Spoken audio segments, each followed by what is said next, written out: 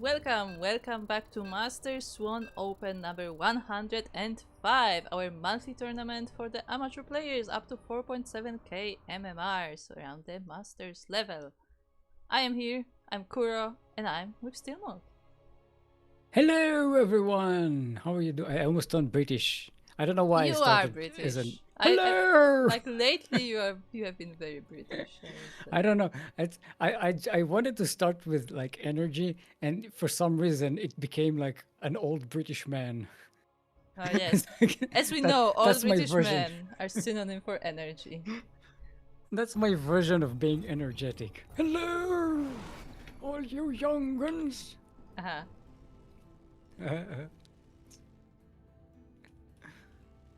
Yes, everyone, welcome to the tournament. We are right here on our first match of the day. Well, we are at eternity's edge. The edge of all eternity, which is kind of an oxymoron because eternity is eternal and it doesn't have like an edge. There's no edge to it. It's not. You can't be at it because it doesn't work. In the southeast corner of the map, all the way from the land of Guatemala, representing Insane Master Killer and current reigning Master Swan Open champion. Give it up for our Red Terran, Borao.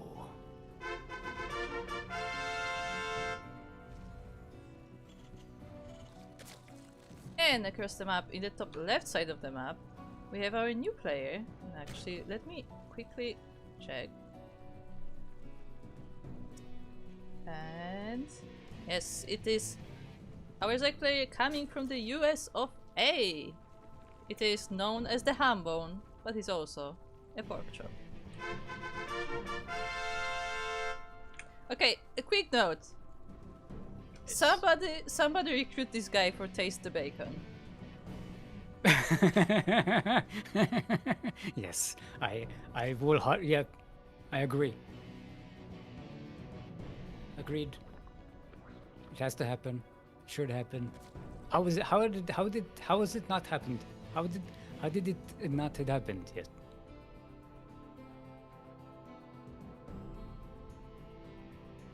And we need to call Pig. Yeah, if anybody's in contact with the Pigpan clan, they have a new member. It's been decided. He would fit right in. The Bacon Master. Yeah, still, what do you know about the latest patch?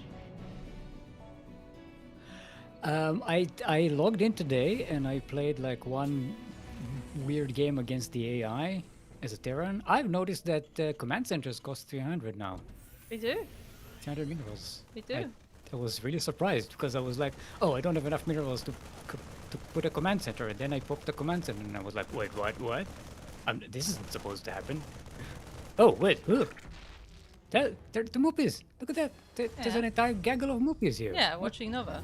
Oh, they're watching Nova, the horny little devils. Hey, who said they're horny? Maybe it. she's doing an educational show, okay? Yeah, educational. Yeah. They're looking at the education. Oh, that tight education. Look, you never know. Nice. Don't judge. I'm not judging.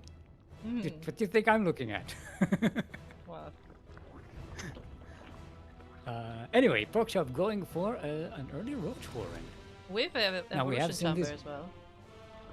Yeah, we've seen this situation. Is this going to be another Ravager, 3 Ravager, 2 Roach push it's too here? late for that. No, there's Earlings. Okay, no, there's Earlings here. Yeah, that would hit like way earlier. Yeah.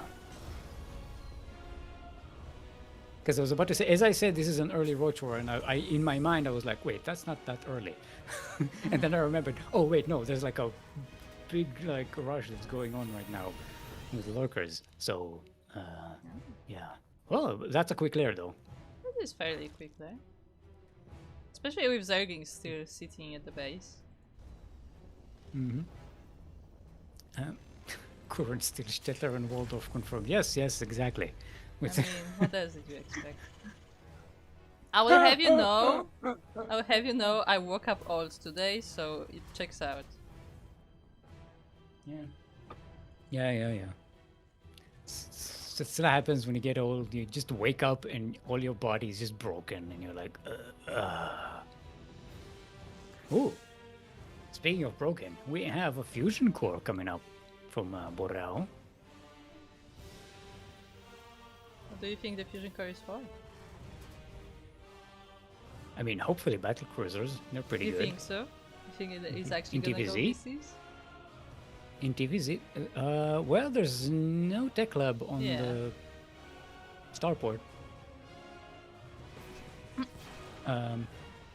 Is this Liberator range? What else can you get from a fusion core? It's just Liberator range, right?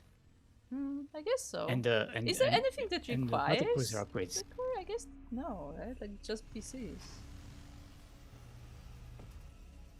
Yeah, it's battle cruisers, and they can research Yamato and Liberator range upgrade. Well, it is battle cruisers. Wait, what? Okay.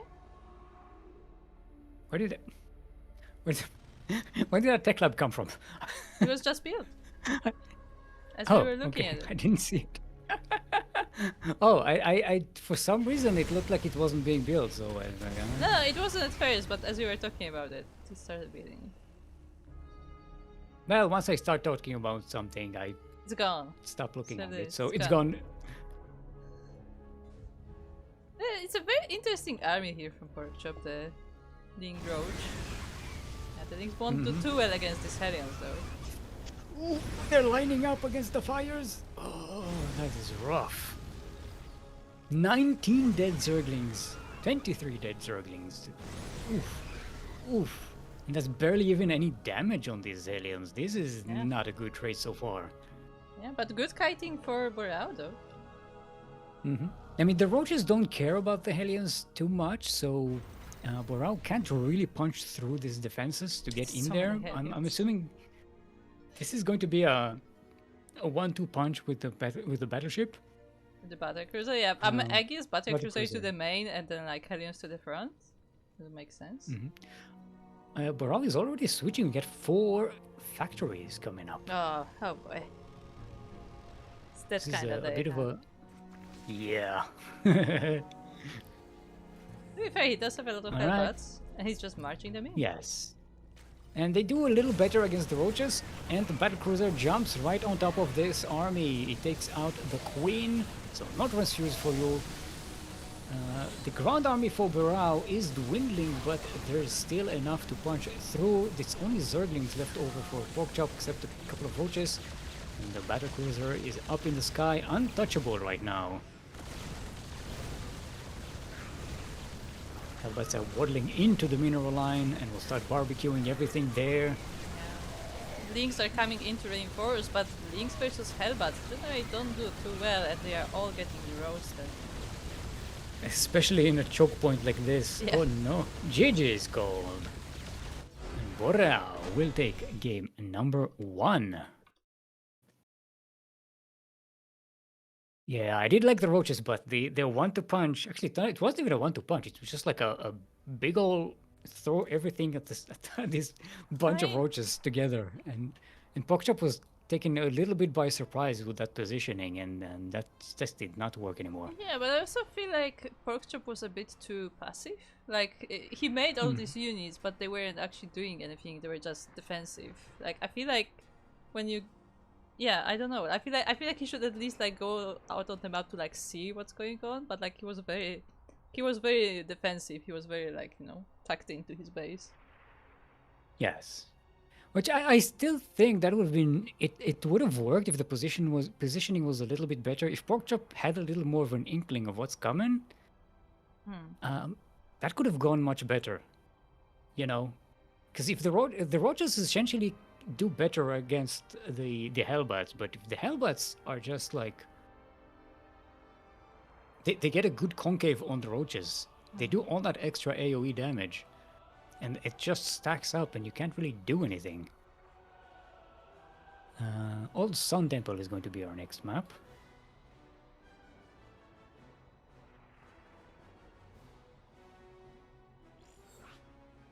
And of course, that battlecruiser really did a lot. Taking out that queen, so there are no transfuses for the roaches. taking out the second queen that was in the natural base. Yeah. And also, you know, the shock effect. When you have roaches and zerglings and you're like, ah, shit, it's a battle cruiser. You're kind of psychologically in the mind of like, I can't win this. Even though you kind of can, if you're really careful, and you don't panic. Yeah, I mean, it's still difficult, but yeah. It's very difficult. It's very difficult. It's the surprise element and the positioning of the roaches there that really really screwed Porkchop over. I think, and of course, you know, Boral really timed it really really well. And I also like the addition of those Marines.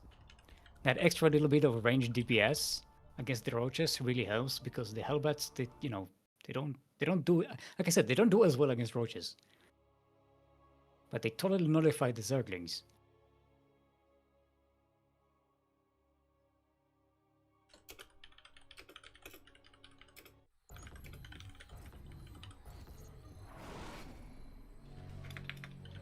Alrighty then. Okay. Welcome everyone to Old Sun Temple. God. It's not like the new Sun Temple. The new Sun Temple, it's all artificial lighting. The old Sun Temple, yeah, it had real suns. All day long. Just Yeah. all these suns flying around because it's in space and we can have as many suns as we want. That natural southwest solar corner of energy. the You map. know? Yes, in the southwest corner of the map, our veteran, all the way from the land of Guatemala, representing Insane Master Killer, up one in this best of 3 series, and current reigning Master Swan Open champion. Give it up for Boreal.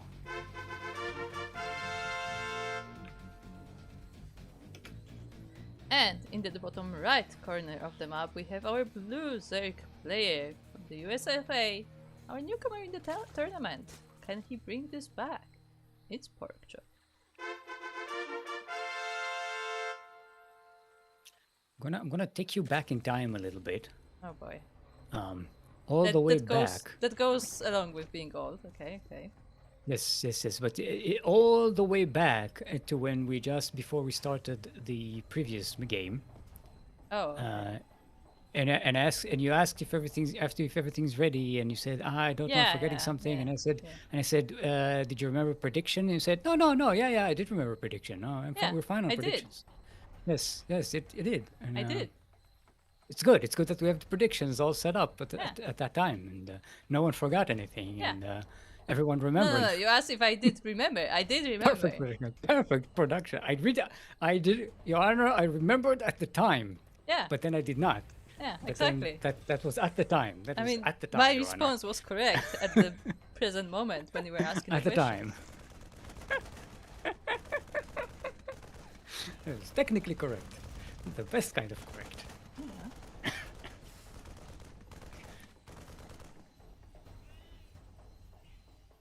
Smidge my hedge.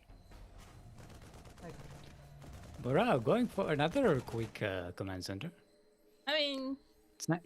It costs 300 minerals now. Yeah, you can get it quicker. like expect a lot of very quick command centers. Like I think even command center first has been happening lately here and there. I mean, it makes sense. It's kind of like if you can get it a little bit early, because it's almost like it has supply on its own, right? So Yeah. you can quickly get a lot of workers. Some people have been joking that they should just quit making depots and just make command centers. Well, you kind of have to make the first depot so that you can make a barracks. But because if you go command center first, your barracks is going to be super late. But that's what I'm saying. Instead of getting like a third depot or even a second depot, you just get a command center. You know, you get the supply and the extra production way earlier than you normally would. Yeah. And also mules for days. Yes. Long mules for days. Also, did I mention that I got completely wrecked by the Elite AI? Oh, you played Elite when AI? I did the one game. Yeah. Okay, no, that's fair. Elite AI is different. Look. Look. I To be remember... fair, it was my fault. It was my fault. I went out on the map. I did have enough units to defend, but I decided to go out on the map because I was like, let's do something. And then I got wrecked. They attacked me first, and I got wrecked. See, I remember that back when I was actually very actively laddering, and I was like platinum, like properly, I was like, okay, let's play the campaign on my account, because I only like tried it before elsewhere. I'm like, you know what? I'm a platinum. I actually play a lot of ladder. I'm gonna play on hard. I never finished. No. Crank made the same mistake. Crank was like, "I'm a pro player. I'm a Korean pro player. I can rip this game apart." And like, no, you can't. It's a completely different thing. It's completely balanced differently. It's got story elements. It was specifically Legacy that I played on hard, and I remember that it was the Dark Templar mission that broke me. I was like, I can't do it. Just can't do it.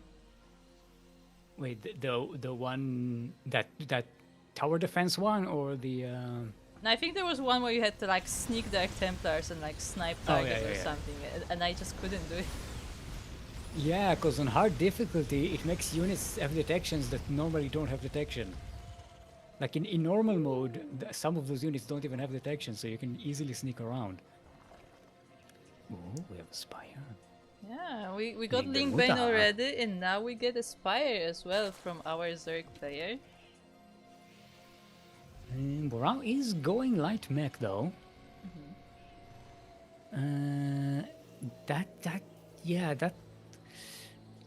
Well, the links are completely nullified. The Banes really won't do much against the mech, as much as they do against Bio. Actually, you know what? Mutas... Against Hellions and Hellbats, Banes can do decently if they can reach them. Yeah, but the mech units are not as clumped up as the like the Marines, so you don't get as much damage. Also, they have a lot more health. So the splash damage doesn't do as much. Oh no, Porkchop moved at the exactly wrong moment. He will go around. Sneak around there. Okay, the Bellings are rolling in. Borao is starter stepping here. The Zerglings are getting to the Cyclones. They're trying to do some damage. Maybe they'll snipe a few of them, but the flames, puppy! Yeah, that was a very bad trade for the Zerg. We just finished, so the Banks will actually roll in this time, but yeah, Borao is kiting. There's no way he can trap this army. See, the flames actually do this splash damage on the Banes. Oh no, yeah. That's why I said if they can get to them. Yeah. Okay, now we get some baning detonations, but see, they don't do as much damage to all of the units around them. They get maybe 1 or 2, maybe 3 aliens together at the same splash. While the rest are pretty much safe. Now the Mutalisks are coming out though. Yeah.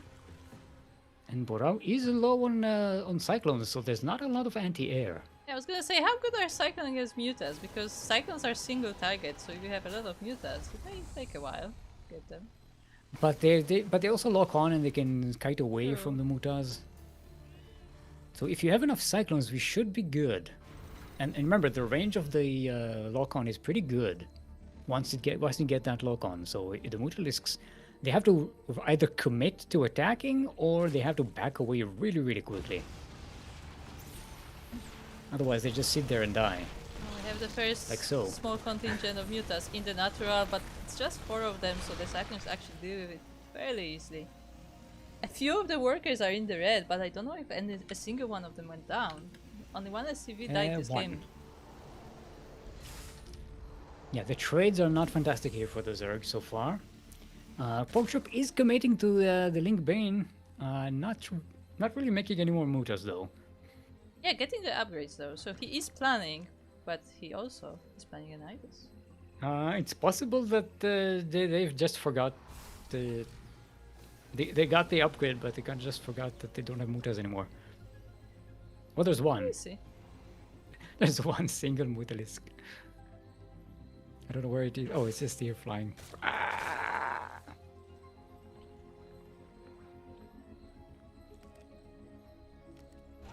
It can't even go through the Nidus bot. Okay. Okay, so there is vision here on the natural and the third of Borao. So Porchop can Nidus in here, but that wouldn't be advisable because there's a lot of Terran army in the area. Well, in the natural, there isn't that much actually, because all of it moved out to the third. Well, yeah, but this is a mobile army, remember? Yeah. It's close enough. It can really jump on a Nidus really quickly with those cyclones and shut it down. And these tanks that are just spread all over the place. I'm not seeing Porkchop getting vision on the main base to try and sneak a Nidus in there. So I'm not sure what the plan here is. Oh, there's the, there's the He's really the Overlord is moving in. Oh, the Overlord is hiding behind the pillar. Yeah, and it's like not barely technically out of range of the turret. Yeah.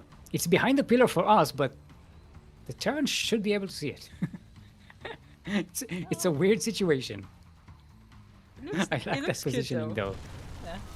I really like that positioning though. Okay, the Nidus Swarm gets up. Baran was not quick enough with the movement. The Banes roll into the mineral line and roll the sweep. Oh, they were on tech command. They Banes went do for the know. buildings. No, all these Banes are clumped up. Oh, they're behind the wall. They're connecting with some Hellions and a handful of SCVs, but yeah, this is not the splash damage that Porkchop was hoping for. And now the Nidus will go down. Only 3 SCVs died to this attack. Yeah, And- definitely not what he expected there. Oh, Hey, shout out to Captain Fish! Gifting tier 1 sub to Pask Attack. Welcome. hello.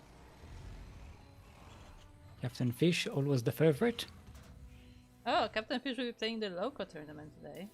Nice, nice, nice. Good luck. Ooh. Good luck with that. Oh, look what we have, Stick. Oh, the misbegotten child of the Zerg. The one No, lone, there are two. Oh, there are 2. Ooh. He's a little brother you can play with. Yeah, the lone swarm host. In this case, 2. Still not enough to be an impactful unit. You need a clump of them. But meanwhile, to think the what mech would be- army is growing. Another Yeah. Nidus attempt. What will- See, this Muti's for what would- vision. I mean, it is a good unit to get vision. It's very quick. But yeah, this Nidus gets denied. You have to deny the Nidus. I'm thinking, what would be the minimum number for a swarm host to have an effective army of locusts? Because it's got to be somewhere in the 8 or 9, maybe 10, right? Anything Maybe below like that just feels 6. like it wouldn't really do much. Like 6 can do damage. Between like 4 and 6, I think is like the minimal to like have an impact. And keep in mind that Borao is going for like heavy mech composition right now with Thors and Hellbats, so Locusts shouldn't be doing too much with that. Yeah, instead we are going for the greater spires. I guess Broodlords are on the way. Oh, we don't have Blue Flame! Borao forgot Blue Flame. That could be very detrimental. Blue Flame is really, really useful against those annoying, weak Zerg units that you really want to destroy very, very quickly before they do damage, like Locusts and Cracklings. Okay, there's the Blue Flame. Okay, The there we go. single Muta denies the base. Look at it. Hero Mutalisk. It even has 1 kill to its name. Yeah, the one SCV that was building the base. Yes. It had vision, it did scouting, it denied the base. Okay, Zeglin coming in for pokes. See the size of that mech army. Yeah. This pork chop knows what they're up against. Just droned up really hard. You Pork chop can. is super economically behind, by the way. Yeah, the thing is, like, you can't really engage into this army, not with the army that Pork Chop has right now. Like, there's not much he can do other than just, macro up, make a bigger army, and hope this will work out, I guess. Because he can't even really do run-bys with all of this, like, tag. Actually, hold on. You can do a run-by What? for this base specifically because the tanks will kill the SCVs. Yes. But I mean, there's so many tanks. I don't think any Zerglings will even reach that point Doesn't ma- unless they No, sneak no, in no, from no. that Yeah. mineral position. You sneak in from the other ramp, you run into the mineral line, and the tanks do the rest. That's what you do. Or no, you know what you do? You put drop it swarm hosts behind, and you fly locust into the Yes. base. See, but the problem is the locusts. It's difficult to control when they drop down and where. Because they That's just fine. drop somewhere. Not they have range, so they won't drop right on top of the SCVs. They can be close. I don't know. It's going to be a little tough to control. Also, they're only going to be force. Yeah. Yeah, Locusts. that's more of an issue. The broodlings, though. Dropping broodlings into that mineral My line God, would be they're- really nice. There are like turrets everywhere. See, I think Borao is making a somewhat of a misstep here because Borao has 4 bases bunkering up super hard and not moving out on the map and leaving Porkchop basically to the ability to recover and actually get to a maxed out position. I say that as is, moving out on the map. Never mind. Yeah. Also, look at this army. Look at it. Yeah. No. This is an undefeatable army right now by Porkchop. This is what I'm saying. Borao should be out of the map attacking, not waiting for Porkchop to recover economically. Yeah, There we go. That was meat the grinder. Zergami. Bye. Of course, there is the Broodlord attack on the other side, and Boreal will actually return to defend this. Don't even need to. This is a distraction. Burao doesn't know. See, I think Burao expects Porkchop to be like 6-7 bases in right now. Oh, I don't no, think you Burao said even it. knows that he's up against 3 bases. Otherwise, he'd be like, "Oh, I just need to go across the map and kill you." Yeah. Porkchop Really is nice just. Thor, maybe? No, the Thor will finish. There are enough factories. There are enough other factories. It's fine. Yeah, the Broodlords are in range of these Thors if they can get here. The Cyclones, definitely. Yep. It's actually, the army They're- itself is stopping from the Broodlords being killed. Because they're just so big. Yeah. No, repair the factory, please. There we go. Now Burrow is like scanning. Wait, how many bases? Scanning a bunch of positions, and you're like, oh, you don't really have much. Yeah, and we have more Broodlords coming. Boreal also opening this path so the Broodlords cannot really surprise him from this side anymore. Mm-hmm. Oh no. Oh, catching these broodlords on the move. I like the sound of that heavy Thor area attack. Yeah, it's a good sound. Got that reverberation, that boom, boom. Another good explosion sound. So we have tanks on the south, we have Thors on the north. The Broodlords are still trying to sneak around. There's a Nidus, but actually the planetary will stop it. Yeah.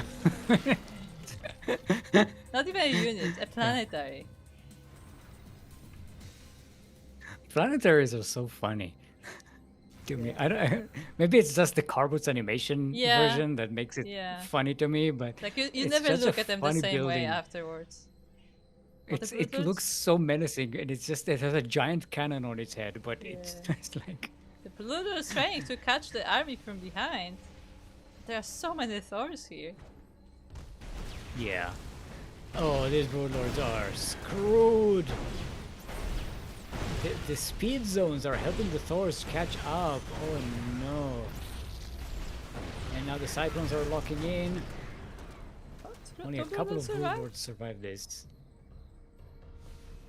They don't even need the Hellions to back them up against the Broodlings. No, they're good. Workshop trying to expand to the north. He has a Lingbane army and a few Broodlords, but that's pretty much it. Yeah, I think Borao is finally catching on to the fact that all he really needs to do is attack.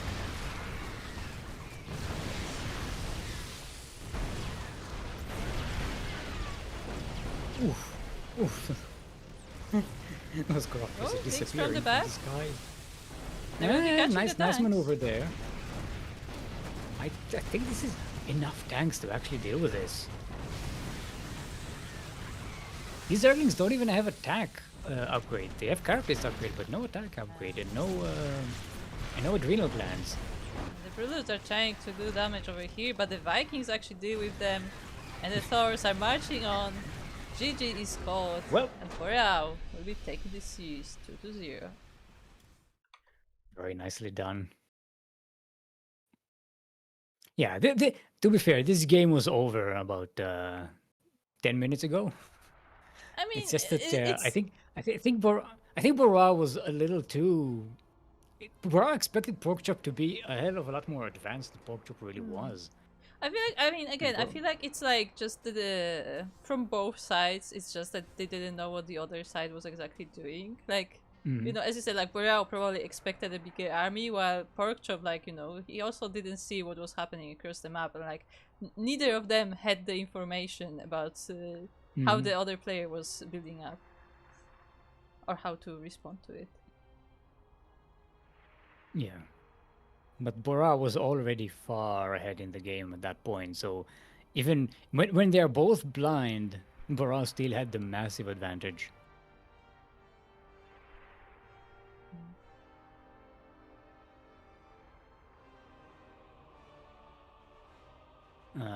Yeah, and of course this is Porkchop's first appearance in our tournament. Yeah. I'm not even sure what their what league they play on what like level they are.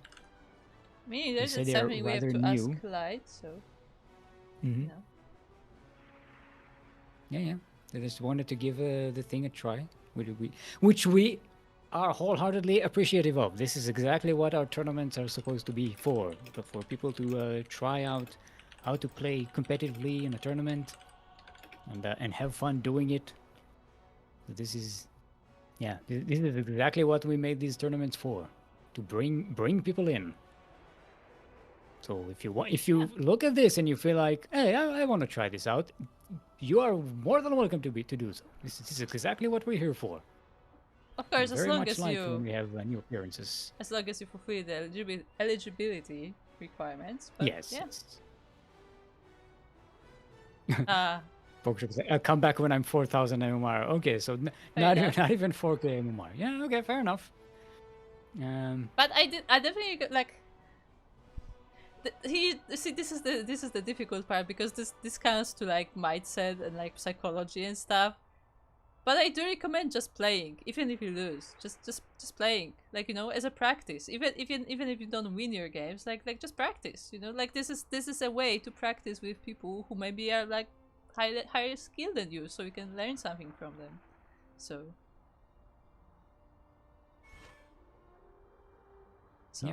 yeah, I always bring it up, and I will keep bringing it up for people who are afraid to play tournaments, or like, oh, because like I'm gonna lose the first round. I played in open tournaments, and by open tournaments I mean with like Korean pros when I was silver, and I got wrecked every week. But it was fun, you know. I got to play with like Ryang and stuff. I remember because it was so funny, because I would meet Ryang in the bracket so many times that he started to call me his practice partner. Like we had a whole joke running. Is the warm up? Yes, the warm up. No, he called me the practice partner. Okay, that wasn't my idea. But It that's the looks point. like we Like, may have. just try the experience. Don't worry about the Yeah. losses. Like the losses are part of the learning process. You also get to participate in the random raffle True, true, true. when you participate in the tournament, regardless of whether you won or lost. Mhm.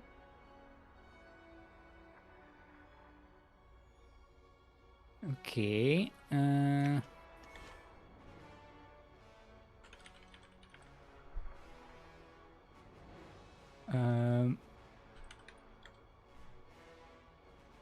I have looks like we have Sugar Gold versus Set next. It's Oh, are they just starting? 8 people input. Yeah. They just finished Sugar Gold versus Toxin.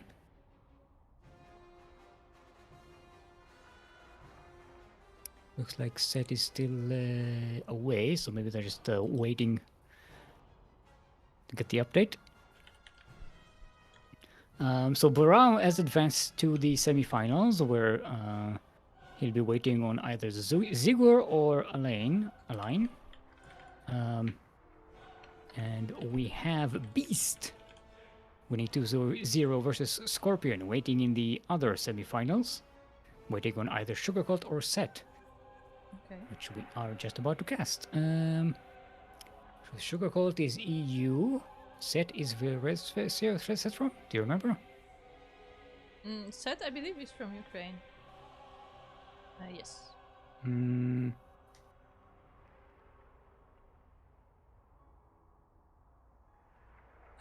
Jeff, you might let's double check. Yes, they're both EU. I mean, assuming they are both residing in EU. Yeah, which is why I'm asking. Yeah. Yeah.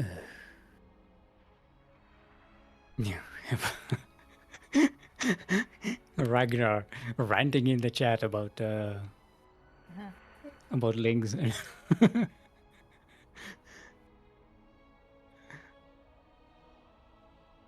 Ragnar went to 0-2 to Elaine. Is Elaine a new appearance in the tournament? I don't recognize the name. So I think that's like. Hold on. I'm gonna open my thing.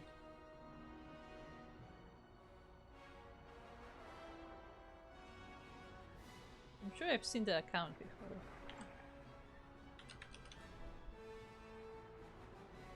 Okay, Elaine is not a new appearance. And in fact, he has won a Sea Duckling Open before. He's a Duckling champion. Guys, I was checking if he has like an alternative name, but no. Okay, let's switch to EU. Okay. Hey, Take bets. what? Will my server load correctly? Shout out to the Hambone. Welcome to the chat. That is a pork chop, which we just casted. Welcome to our chat. Glad you gave Bora a warm up. It's always nice. Look, you might still win the random raffle. True. Any participant who finishes the series, whether you win or lose, you get to participate. Last week in Sea Duckling Open, someone who lost at the first round didn't even win one map, but finished their series. They got the $5 prize. Yeah.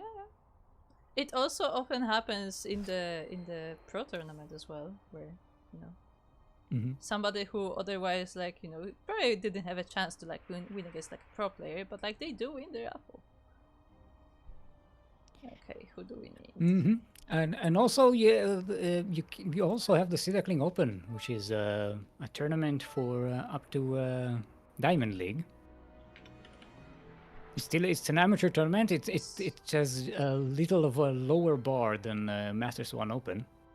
I mean, it's still above 4K, but like again, yes. Okay, actually, a better example. You see Roxas on the bracket. You see with him. He's been playing in these tournaments for like half a year now, I think. Like I would have to check exactly, but like he's been here for a while, maybe a year at this point. We have to actually check. He started as a gold player and he's just playing everything. He's playing all the amateur tournaments. He's playing all the pro tournaments as well. Like he's there every single week in every tournament. Like if he's not in a tournament, I'm actually surprised. So you can play in these tournaments even if you're not, you know, as high as like the highest level. It just takes, you know, the mindset to not be too discouraged by the losses, but learn from them. My map list is not loading. Oh. What?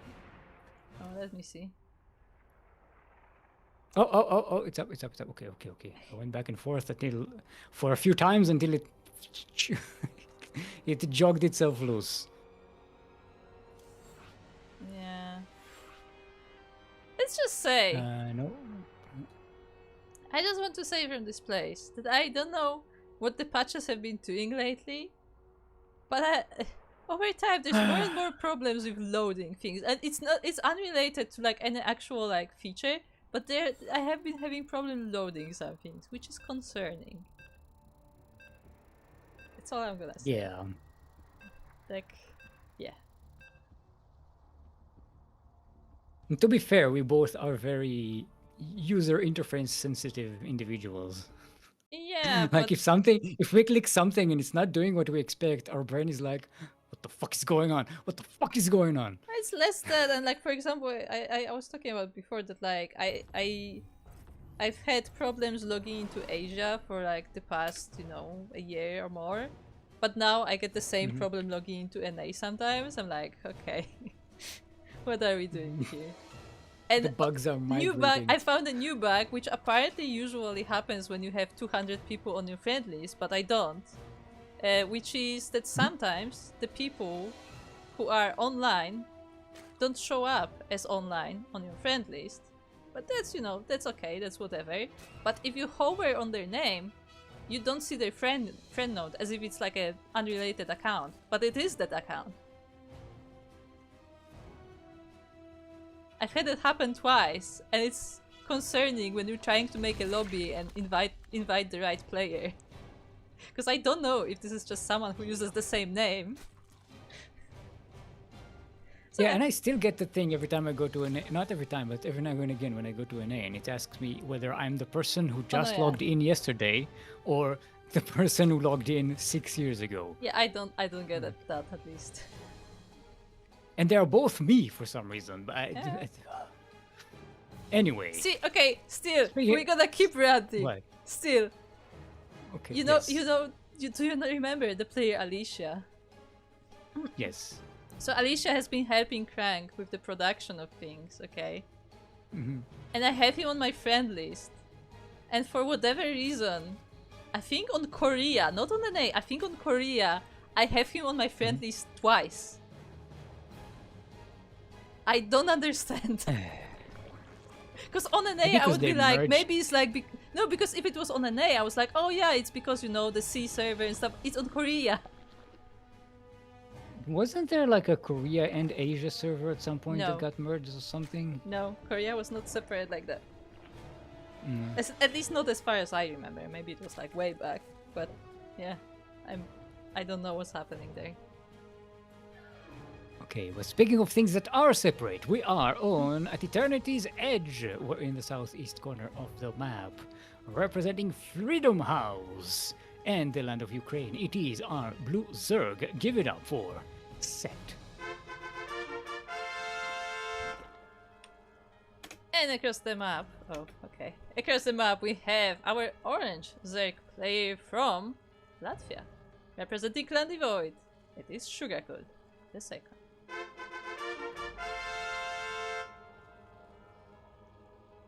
Oh, the Void is Devil's Void. Yes. I thought it was just the Void. No.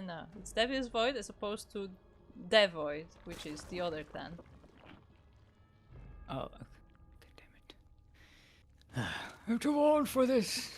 We see a Roach Warren. These things are too confusing. Yes, it's an early Roach Warren from Sugar Cult. Set did go for an Evo Chamber instead. Yeah. Getting fast upgrade, but also getting range upgrades, so I guess he will be transitioning into roaches after. Mm-hmm. That's it. That's Oh, very early for the upgrade. Maybe it helps with the queens? Doesn't it? Like, is it that Because significant? they Yeah, do there's have the road range. warren. Okay. I just rarely see Okay. like the range upgrade started like way before the building is even put down. No, that would be interesting because there are two builds that are kind of going in the same direction, but they're taking a different path to there. Because Yeah. Sugarcoat gets their Watch Warren first and then gets Zerging Speed. And Set takes the Evo Chamber first with the range upgrade and then takes a Roach Warren. So I Hold up. think Set's timing with Roaches might be better. Hold on a second though. Sugarcoat is getting speed for Zerglings, not for the roaches. Yes, it is. Yes, it is. So Set will have Sugarcoat will have more roaches faster, but Set's roaches will come in and they'll immediately have a range upgrade. Yeah. And Carapace is on the way as well. Now I don't know about the carapace. Why How not? much that helps? I It mean, does help with the Zerglings, but I don't know if Set knows that they're going up against Zerglings.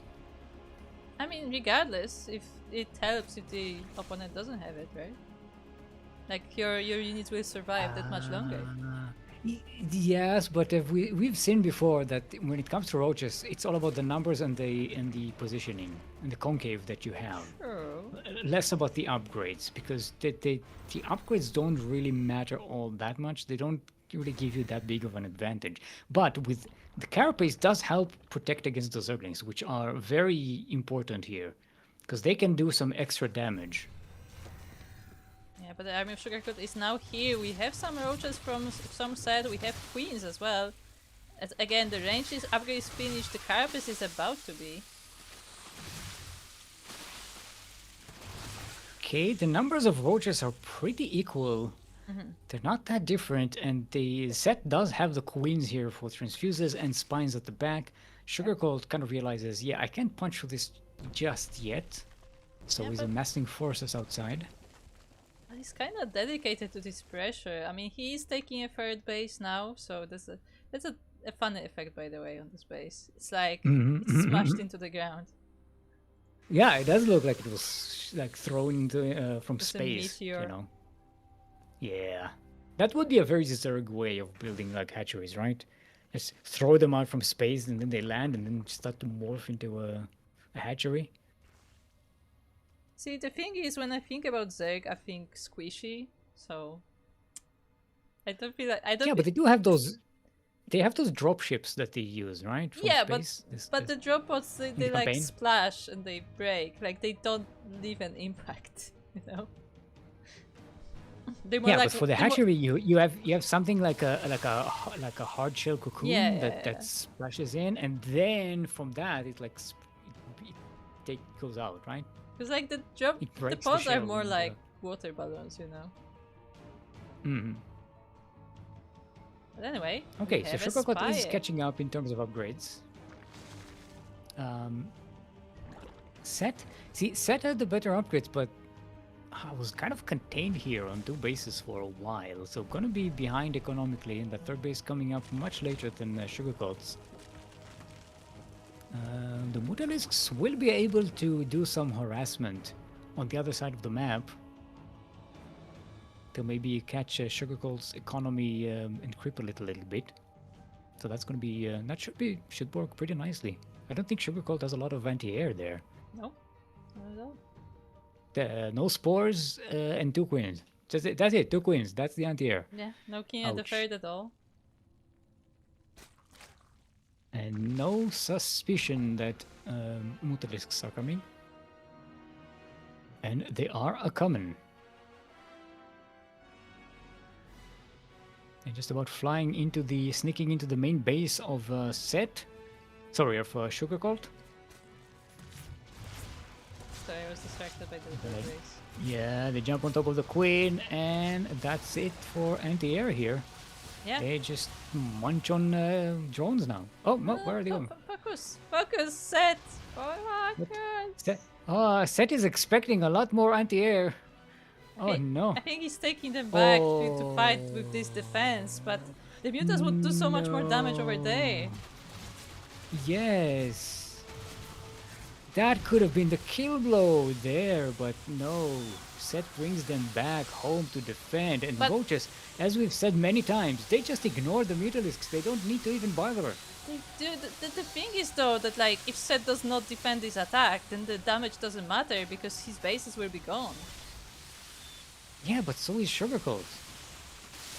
Yeah. Sugarcoat had nothing to defend against the Mutalisk. The Mutalisk could have destroyed those mineral lines. Yeah, but my point is Sugarcoat that would have like had nothing. if this attack succeeds, then Sugarcoat doesn't need the economy, you know?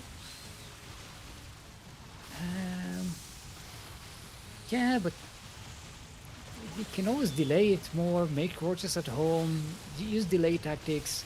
See, right now, Sugarcoat is losing roaches, but he just got a base, and he expanded while all of this was going on, and he lost 2 drones. Yeah, to the 16 of Set and a hatchery on top. When there were Mutalisks in his main base with no air defenses at all, and now there are spores, there are Hydralisks here. This is... eesh. Now, obviously, Seth didn't know all of that. You know, we had that Yeah, information. Seth didn't have that information. To be fair, the Hydras are only now popping up, so they are like single numbers, and see, the Mutas can actually clean this third base at least.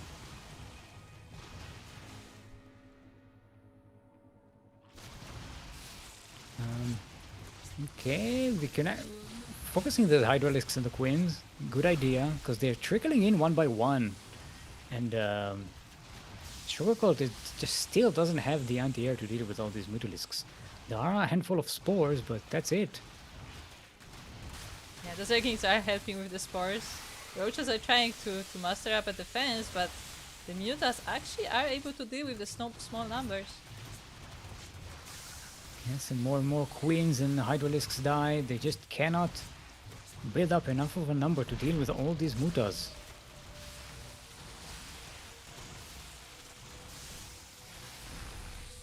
Well, the Zerglings do deal with the ground army though, so there's that. The Mutas are still... I mean, at this point they can just jump on top of the spores. We have 18 Mutalisks. Yeah, but they're low on health though. And there is a counter attack by those Zerglings on Set as well. Okay, now here maybe you can bring them back home. You did enough damage on the other side, and Mutalisks, they fly pretty fast, so we can come in, kill those Zerglings. Oh no, it has enough roaches to deal with it. Yeah.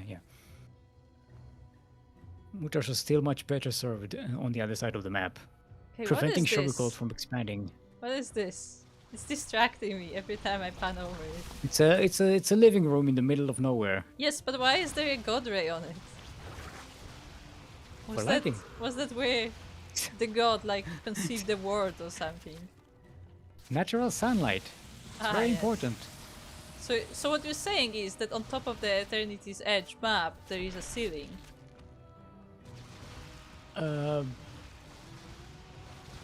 mean, it makes as much sense as the Edge of Eternity. The third base does go down entirely. The hatchery has been killed by Set.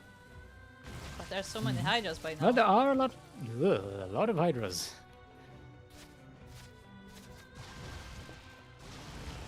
Can he get sniped? Snipe this base? No. The thing is, just the go to main Hydras do base then. have to go on the ground, so it takes a little while for them to rotate, so Set's still trying his best to snipe something here and there. Still doing a lot of damage. Set is getting more air upgrades. Hydra then goes down. Yeah, good snipe there. There are still already a lot of Hydralisks though, so that's not as detrimental as you might think. Yeah, but no more reinforcements, so that's always good. What's worrying me for Set is that where's the rest of the army? You need the roaches to replace all those Mutalisks. Now we do have a catastrophe of Mutalisks, 21 of them, but they are going to be less and less effective as the more Sugarcoat moves out here. be fair, This is Sugarcoat another third is base that heavily... should go down for... Yeah, to be fair, Sugarcoat is heavily supply box, so no reinforcements may be coming for the time being. But this is a lot of Hydras. They take the third base fairly easy. There are some roaches here to defend, but is this enough? I don't know. This is a fuck ton of DPS from those Hydralisks. They do so much damage and they have extra range. It's kind of insane.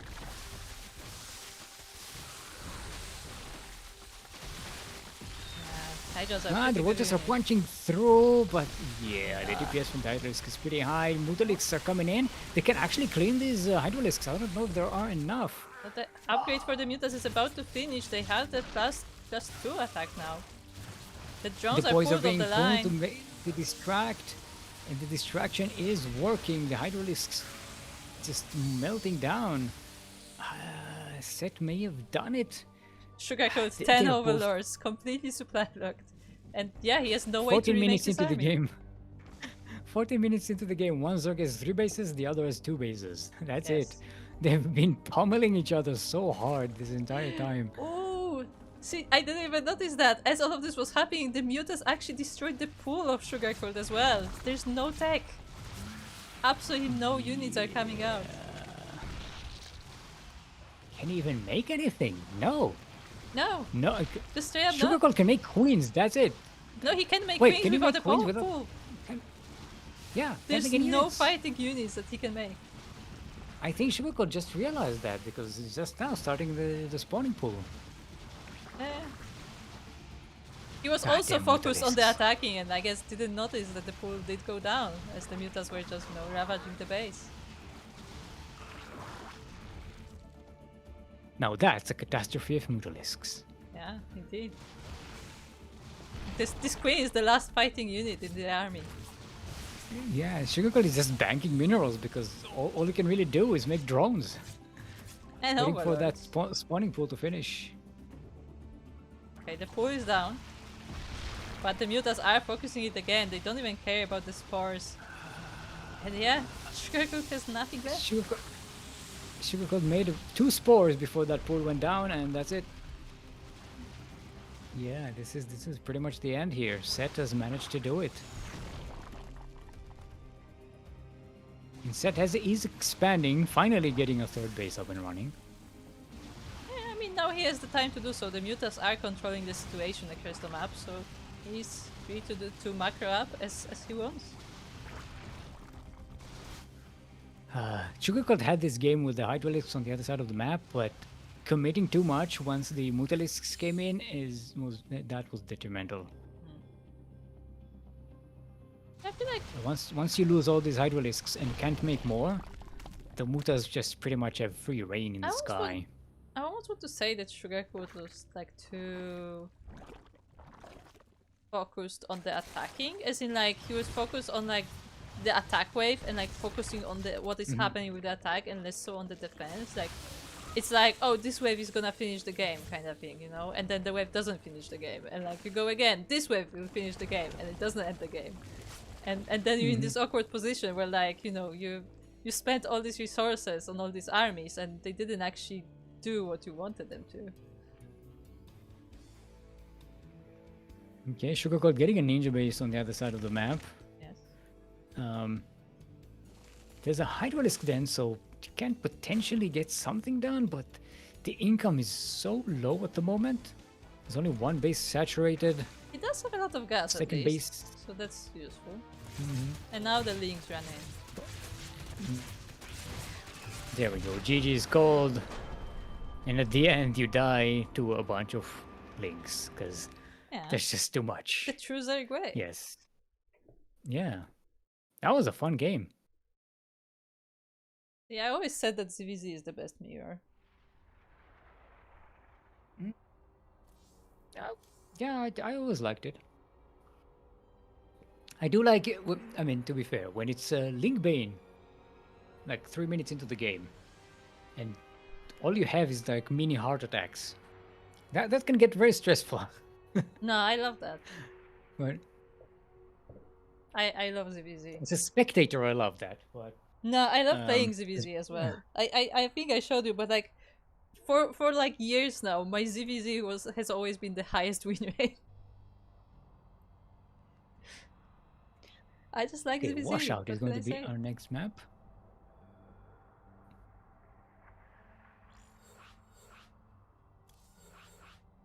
It's the ice stun. So if blue player wins, it'll be an upset. Yes. Yes, it was.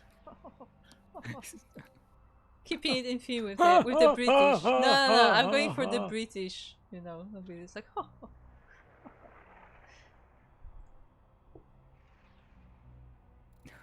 No, I'm going for the Stettler and Waldorf Yeah. laugh. I mean, with that Muppet, like you already have a Muppet, so checks out. Yes. Oh, right, that's right. I keep forgetting that that's my my picture. Every time it gets me. Every time I see, because I don't see the stream on my end. I have like the bracket open so I can see what's going on. And then when I get reminded that I'm a puppet, and it's like, oh right.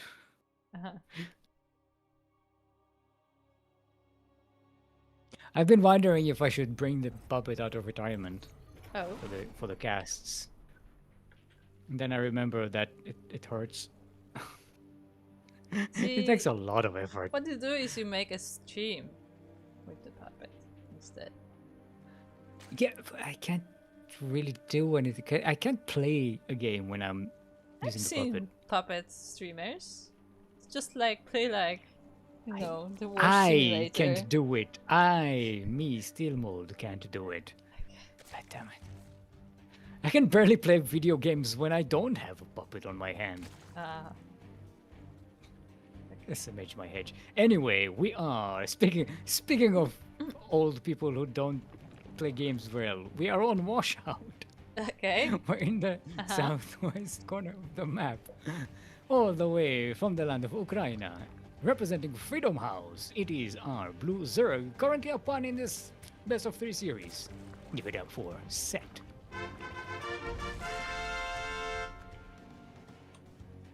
And across the map in the top right corner we have the orange Zerg player from Latvia representing Clan Devoid. It is Sugarcoat, the second. No, this is the first one. Yeah, this is the first one, but you know, like it's like hard. This is original flavor Sugarcoat. Original flavor. Okay. Yeah. What flavor is Sugarcoat? Okay, this other map- than sweet?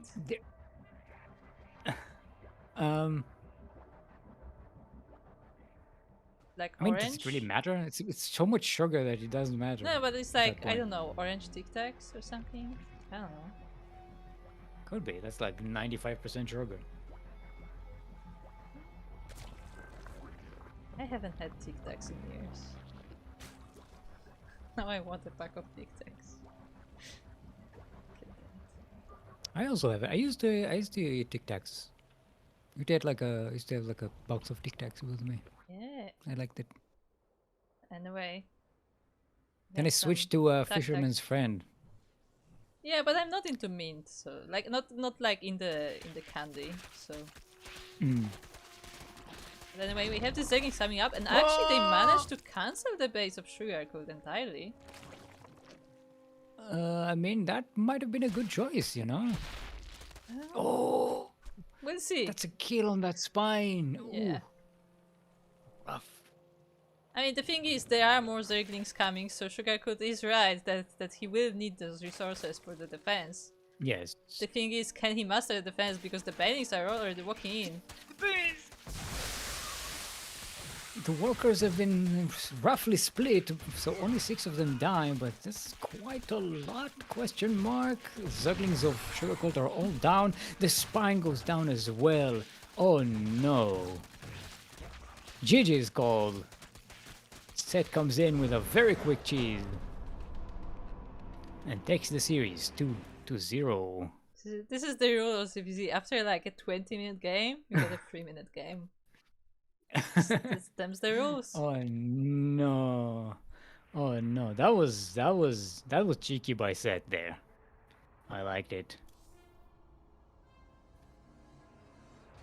Okay, so Set will be moving on to face Beast in the semifinals. But again, very nicely done there by Seth. Very well played, VZ. Even though we were concerned a lot of times in that game number 1, like he still got this. We are going to cast Boral versus Align, I'm assuming, because they've been waiting longer. Yes.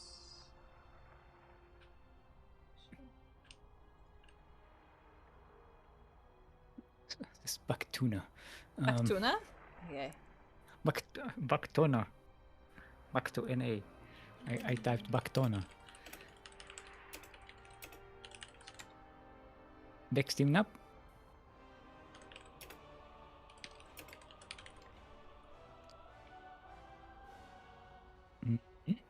Get Boreal. Let's get Align in this party. Kuro doesn't need to be in this party. Hold on, I'm Why would clicking. she? I'm just teasing.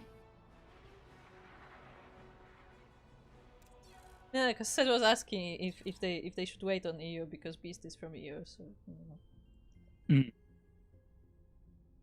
I mean, they could. Yeah, they could. On that note, we have not looked at the bracket in a while. And as you can see, we will be going now to the bottom semifinals where Boreal is waiting after defeating the Hambone that was on stream. Meanwhile, Alain, or Alain? I actually don't know how to read that. Alain defeated Roxas 2-0 and then Ziger 2-0 as well, and now will be facing Boreal in the semifinals. Meanwhile, on the other side of the bracket, Sugarcoat the second defeated Toxin and was just defeated by Seth on stream. At the same time, Beast did defeat Scorpion, and now Seth vs Beast is the other semifinals, which will be played right after this. Okay. So, Alain is from Mexico.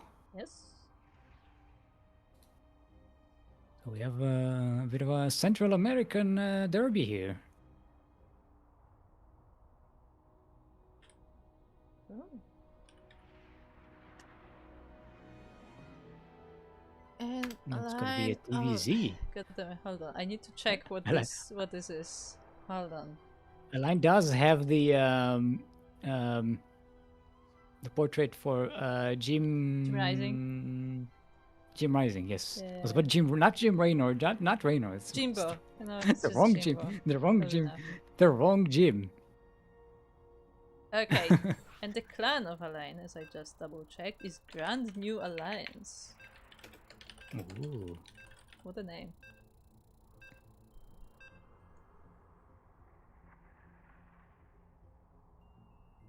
So the first map is going to be Sanctuary 3.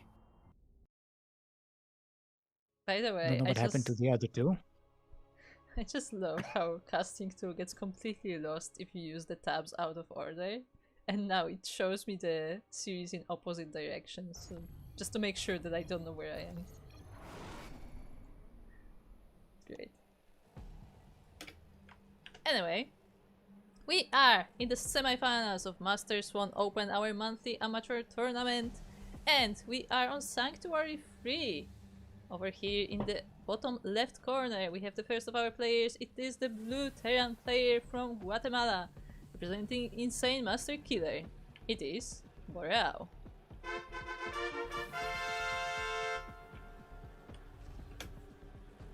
And in the northeast corner of the map, making their debut in our tournament, I believe, all the way from the land of Mexico, it is our Red Zerg representing Grand New Alliance, you said? Yes. Give it up for Alain.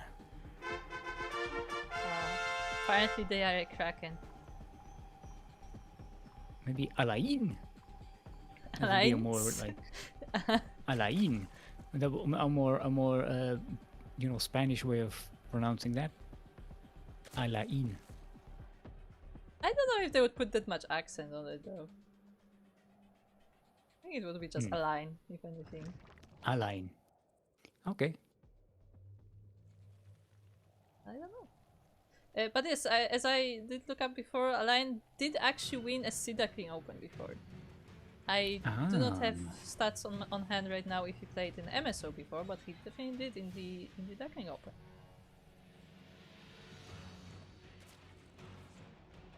Pretty sure. Actually, I did find them in the player list. I forgot that I did. Never mind. I'm an idiot. sometimes. Look, What? we both idiots because I have to update at least like since a month or two. Okay. Also, we use predictions. Ah shit! I pressed the wrong button. Oh no! Predictions. Oh no! Oh no! Oh Maybe no! we are idiots. Oh no. Oh no! Oh no. Uh, You proved the prophecy correct, how Kuro. could you? Oh no. I was you were the hope. Instead of You were instead supposed of to think- instead of Yes. making a new prediction, I just launched the program the second time. So I had two instances of the same program. I have no idea what's gonna happen.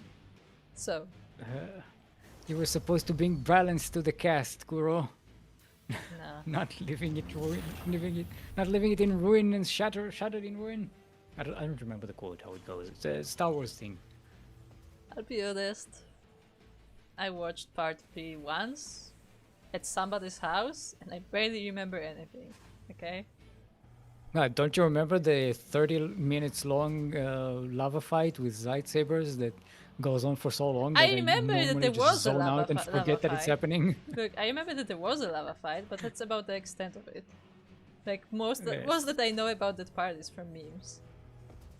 Every time I watch that part of the movie, I zone out completely and I forget that I'm even watching. I start doing other things. And then I wake up and like, oh right, there's a movie here. Like at the end of it, when when Anakin is defeated, I'm like, oh right, there's like, yeah, there's a fight here. This is the movie. We're watching a movie.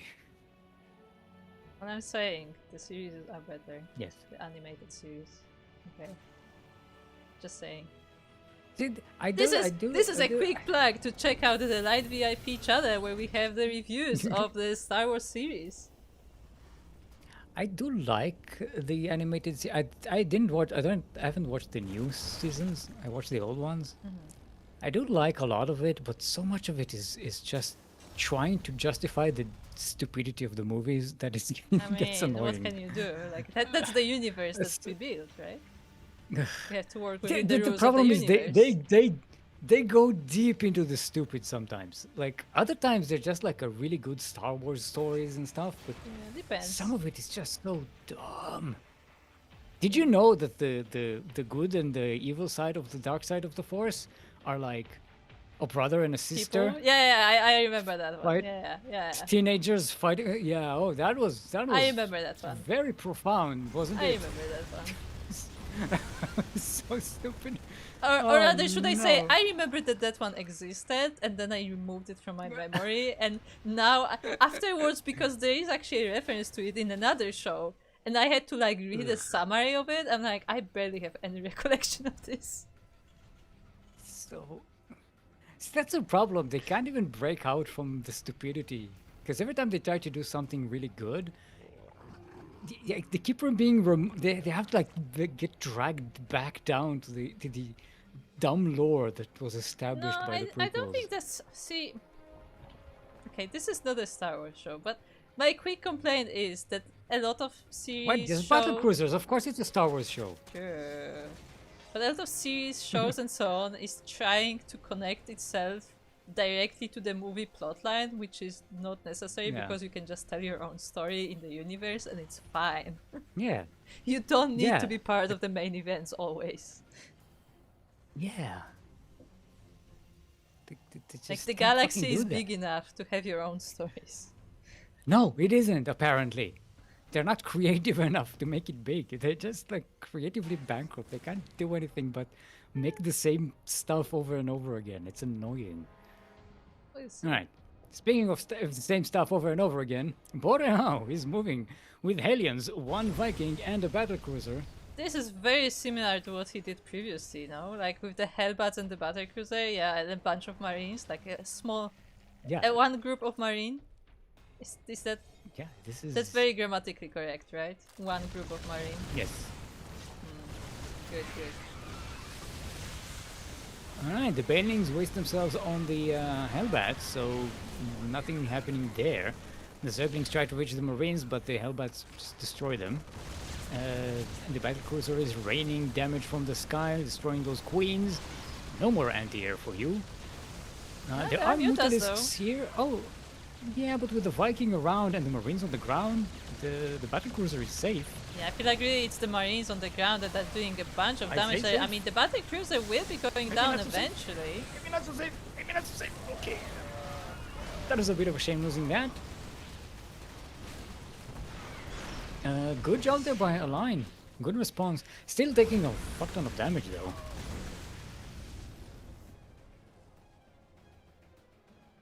Okay, so Borao is still on 2 bases. How many do we have? A third command center? We do have a third command center already constructed, being morphed into a planetary fort. Not planetary, the other one. Orbital. Orbital command. And this. Oh, although it gets cancelled. I was about to say there's a fourth base on the way, but no, there isn't. Yeah, The there's problem is actually there's not a lot nothing of. here to deal with these mutas as they're there just feasting on the workers. There's a Widow Mine here, but it might actually kill the SCVs. Ooh, that Widow Mine almost killed so many SCVs. Oh, no.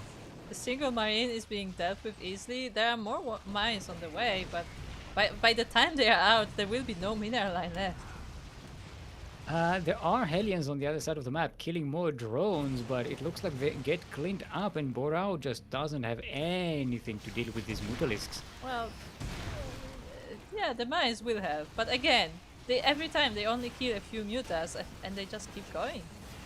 Like Boreal does not have the way to make units with that. He does make a single battle cruiser, so he will chase them off, but 37 SCVs went down. Yeah, Borao took way too much damage. Maybe with the Widow Mines and the Battle Cruiser, especially if it gets repaired, you can deal with the Mutalisks, but Align has an economy to actually make more stuff. Borao doesn't have anything other than this Battle Cruiser. Yeah, like it's not so And much it about can't like be what everywhere. it's not so much about the mutas finishing the game right now. It's more that like Align can come back from this, and Boreal will have a very hard time. And Widowmine gets a good Widowmine shot there, but the Battlecruiser is low in health. There is no repair coming in. And it's about to go down. Repair puppy. Ooh, the SCV is coming in clutch. There is another Widowmine here, trying to bait those Mutalisks in. There now is a Viking as well. This is a desperate fight for Borao to just be in the game, while Align is just, you know, happily. Align can sacrifice all of these Mutalisks and still He's have an making army more. at the end of this. Okay, he's running now. I was like, he keeps making mutas. He's just sending more. Okay, gonna repair this orbital command. Actually, no, Borao does not have any money. Yeah, Can't even repair. he's There's completely nothing. broke. Zero. Oh, and those SCVs are Minerals. mining gas. They're not even mining minerals. Yeah, the mules are now being dropped. As I mean, obviously mules cannot go into the refineries, so that's the more efficient use of them, I guess. This is a very desperate situation for Borao, and I don't see it happening here. Yeah, not at this point. I mean, he's stuck on one base. He's about to mine out. Like he has to rebuild all of his economy, and this is the entire army. The only way I see this happening is if these Mutalisks happen to clump up together and they take a couple of Widowmine shots at the right time, so that they're very low on health, and the Battlecruiser and the Viking can kill them, and somehow Borao manages to do damage on the other side of the map, enough to destroy the economy of Align. Maybe there's a chance, but this is yeah, you have to be lucky. I don't know, 5 times out of 5 in order for that to Yeah. happen. And Align needs to be asleep on the keyboard. Yeah, not with a Zerg that actually has a growing economy. I don't think it's happening. And baiting into the Widowmine shots. Ooh, the Widowlists take one Widowmine shot. They do take that orbital command though. Yeah, and again, I mean, even if this army falls, like Align can just make it. He has the economy going. The Battlecruiser jumps away, but everything else dies. There's enough to repair the Battlecruiser, but Align can just keep on the pressure. There's just nothing stopping it. The Zerglings are in, they're in the mineral line. The battlecruiser will go down. GG well played. Align will take game number 1. I like their response there, but having those Mutalisks really early on really saved Align. Because without those Mutalisks, Boros attack with the battlecruiser and the Marines and the Hellbats would have been just devastating. Yeah, like the Mutas definitely were a core part of the defense there, and they did so much damage afterwards, as they were basically not contested. So yeah, definitely, very nice. I forgot to look at how many Mutalisks died. That would have been a nice statistic to have. A few, but not as many as you would think. Like the Widow Mines did connect with quite a few Mutas, but they didn't kill that many. Mm-hmm.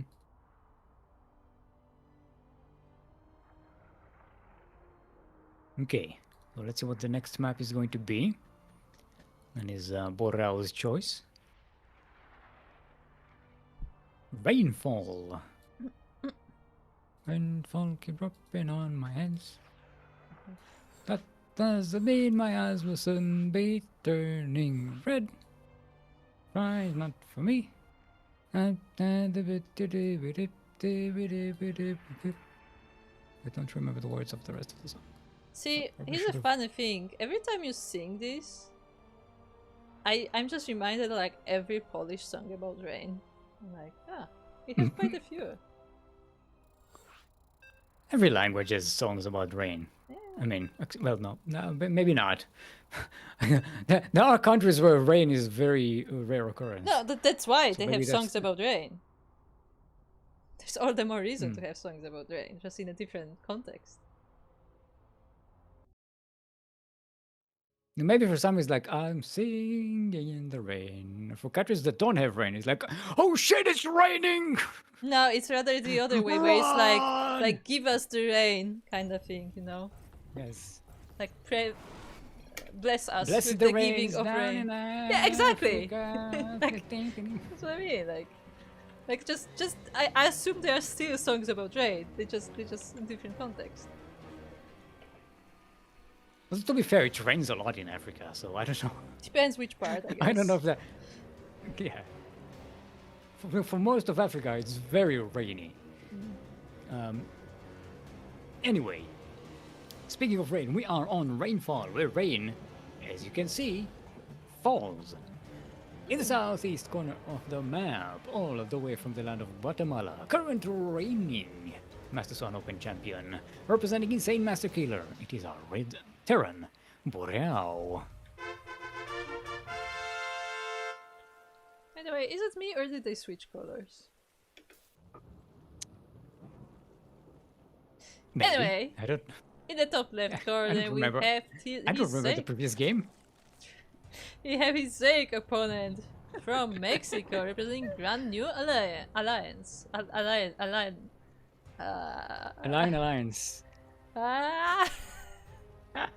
What have you done to me?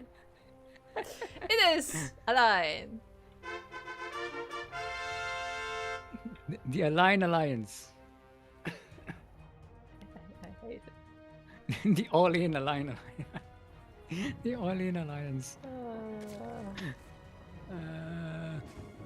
Alien All-In Alliance of Align? The Alien All-In Alliance.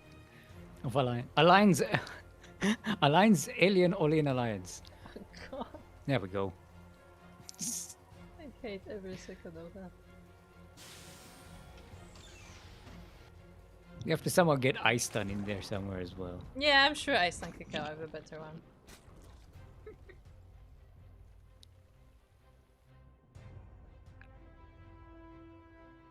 Alright, let me drink my tea. My Is tea it Elke? lukewarm, but it's still here. No, it's a different blend, black tea. Oh yeah, Japanese one. I checked what my black tea was. It was strawberry, apricot, papaya, and pineapple. That was the blend. Ah. Apple, pineapple, apple pen. Yes, yes, exactly. Whatever he said.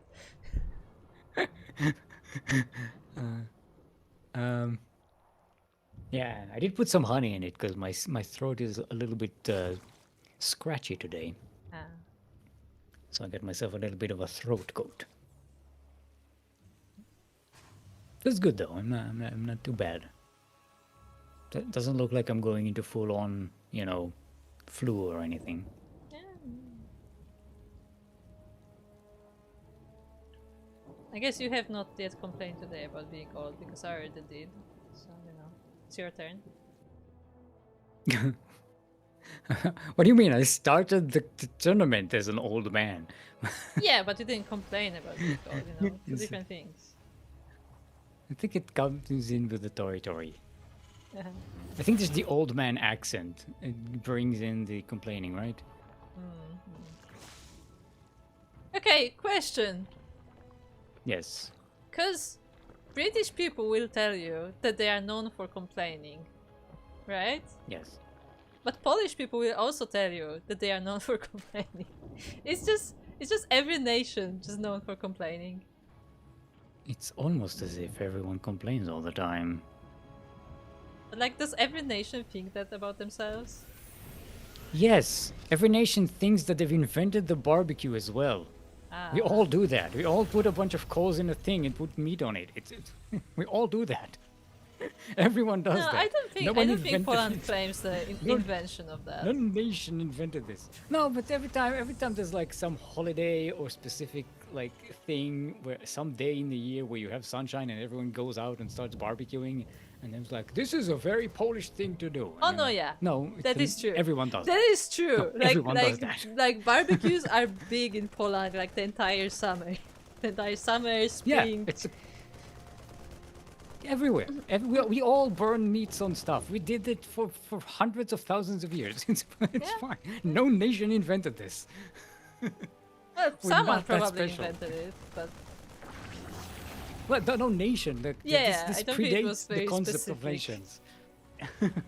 it was By- more by like hundreds specific of thousands techniques, of years. maybe. Yeah, it's the same thing. Yeah, but you have Put a different like grill on the spice thing. mixes, different like stuff, like. Yeah, but even then, most of the spices were traded between nations for thousands of years, so it's all like mixed in together.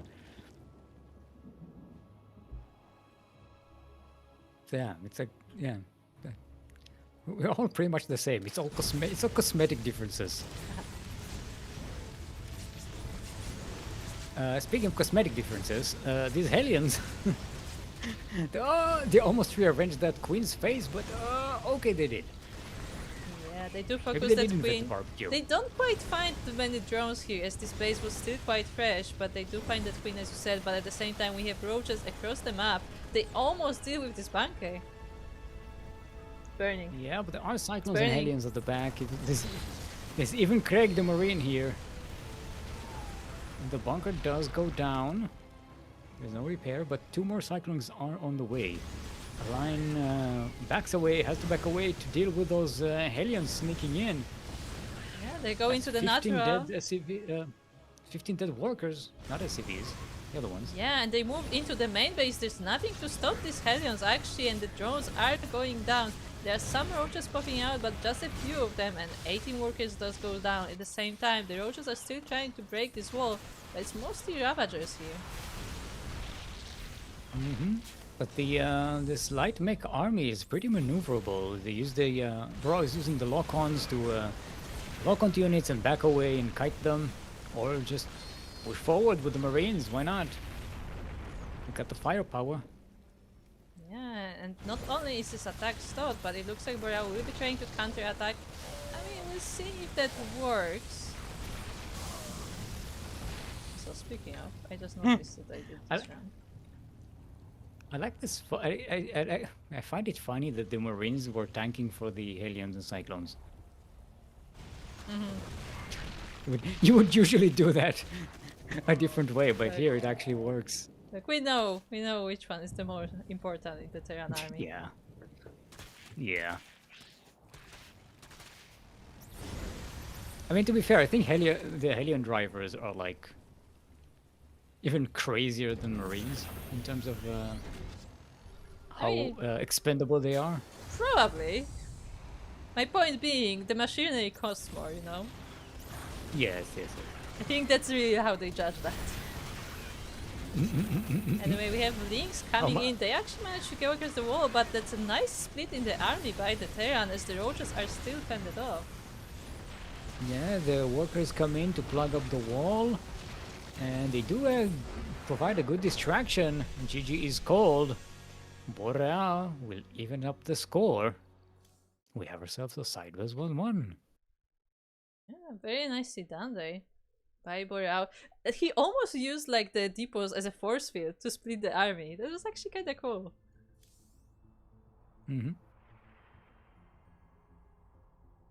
Okay, we have ourselves a series. Poor, poor Beast, still waiting. Yeah. He's waiting in the other semi-final. This has been there for a while. I mean, to be fair, I think Boreal was waiting. No, actually, Beast was waiting longer. I think Beast was waiting for since before we finished Boreal versus the Hambone.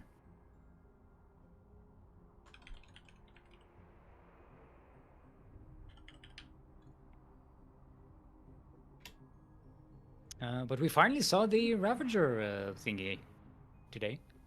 True. I was expecting to see a lot more of it, but here it is. At Eternity's Edge. It's going to be our next map.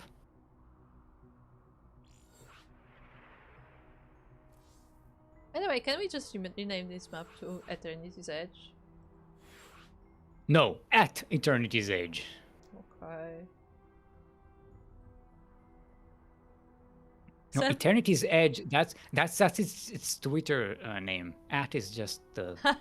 Okay, prefix. I see. Yes, I made a 15-year-old joke. Not a joke that a 15-year-old would make, like a joke that would have landed 15 years ago is what I meant.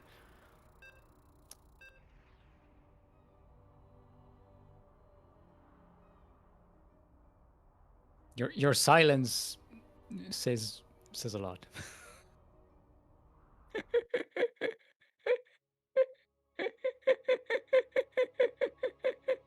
I was surprised if I told you that I'm struggling to keep my eyes open. No, I thought you were just letting me die in silence for my dumb No, I jokes. was like, yeah. I nodded and I just like, and my brain just shut down. I was like, stare at the wall. No, fair enough. Fair enough. It proved to be the funnier response.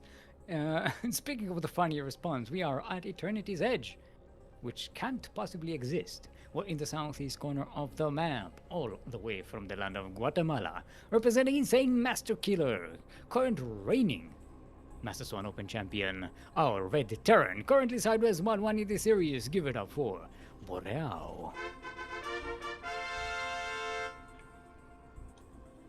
And across the map we have his opponent. It is coming from Mexico and representing Grand New Alliance. I can say that word. Can. It is Align. Alliance. Oh yeah, we need to get alignment in there somewhere.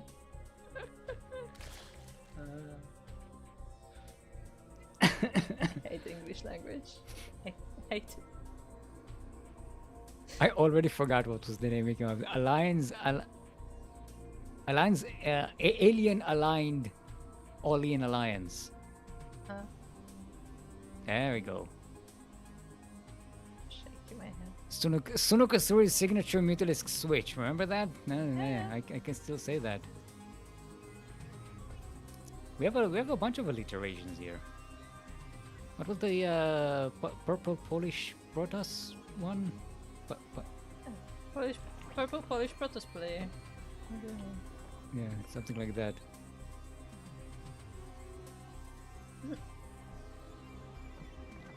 I don't even remember who was that player. I mean, it was many of them at the time. No, it was a specific one that we did that one with. Puppy, I think. No, not Puppy. It was the joke. Puppy is a Polish.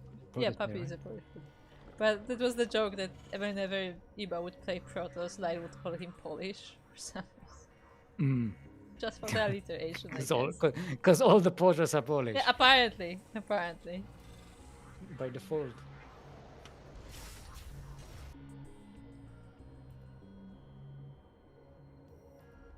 That makes sense. What's this? Checks out.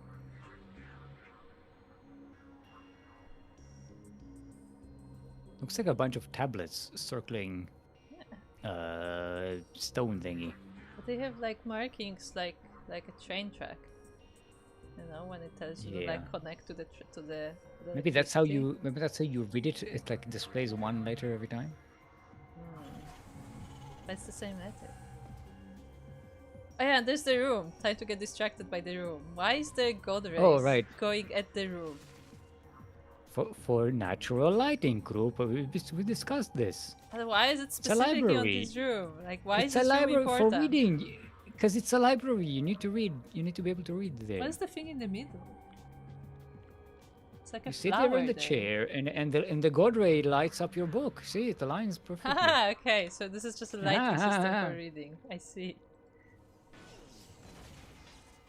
Well, makes sense now. No, you should have said that's not a line's base, but never mind.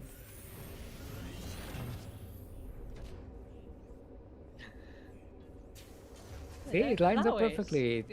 It lights up the flower and the book that you're reading when you're sitting on the chair. It's just a reading nook group. Don't you even know? It's just so... You're not even a cool nerd. I'm not a cool nerd. You don't even have nerd. a reading nook. No, I'm not a cool nerd. I will have you know that I got a book that I specifically requested that someone gets for me because it's not available in Polish bookstores. And I've been taking it with me everywhere in the hopes to read it. And I've been traveling with it for like 3 years. And I have read like 2 pages. Well, at least you have hope. Yeah, I have hope. That's really the thing. I have hope that I will actually read it eventually. No, sorry, I think I read like 4 pages actually. My bad. I think I started the first chapter. I'm like, oh, that's so much better. That's 100% better. Yeah. No, because the first 2 pages are like the summary of previous events. So I actually got into the chapter.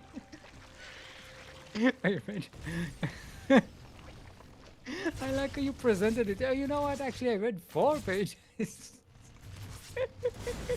So I'm saying I'm not a cool nerd because I'm not like a big reader. I wouldn't say.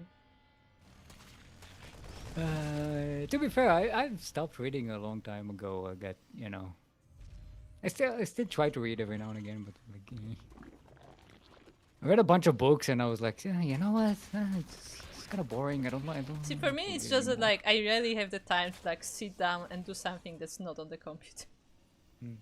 Well, no, I have the time, and I do like lying in bed and reading. It's very nice and comfy. Yeah, by the time I'm in bed, I'm like, oh, I only have like 4 hours to sleep, and then I have to wake up.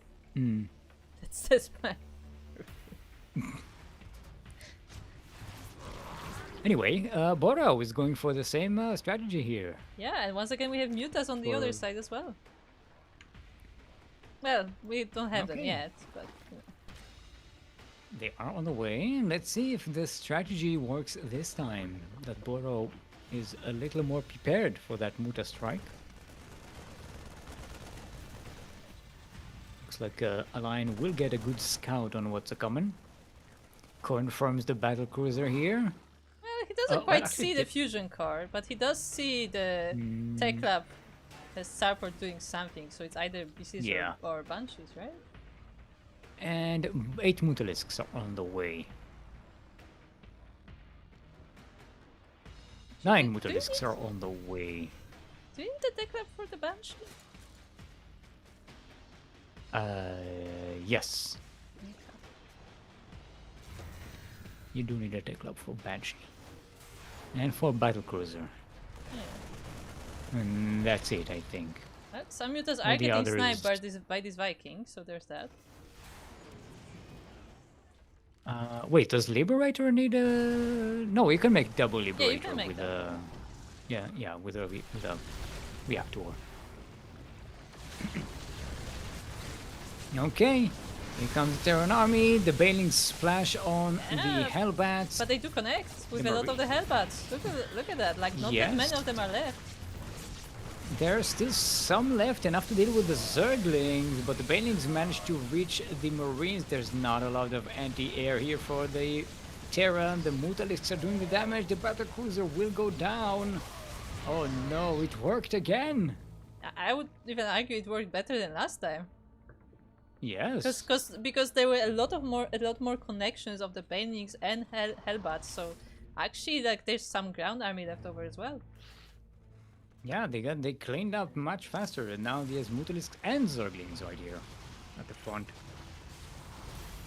Mutalisks are trying to create openings for the Zerglings to swarm into the base, delay that turret from being constructed. There is a Viking out. A lion can actually jump on top of this Viking and actually Yeah, destroy he it. can totally just snipe that Viking. There are Widow Mines now. Okay, Travis. God damn it.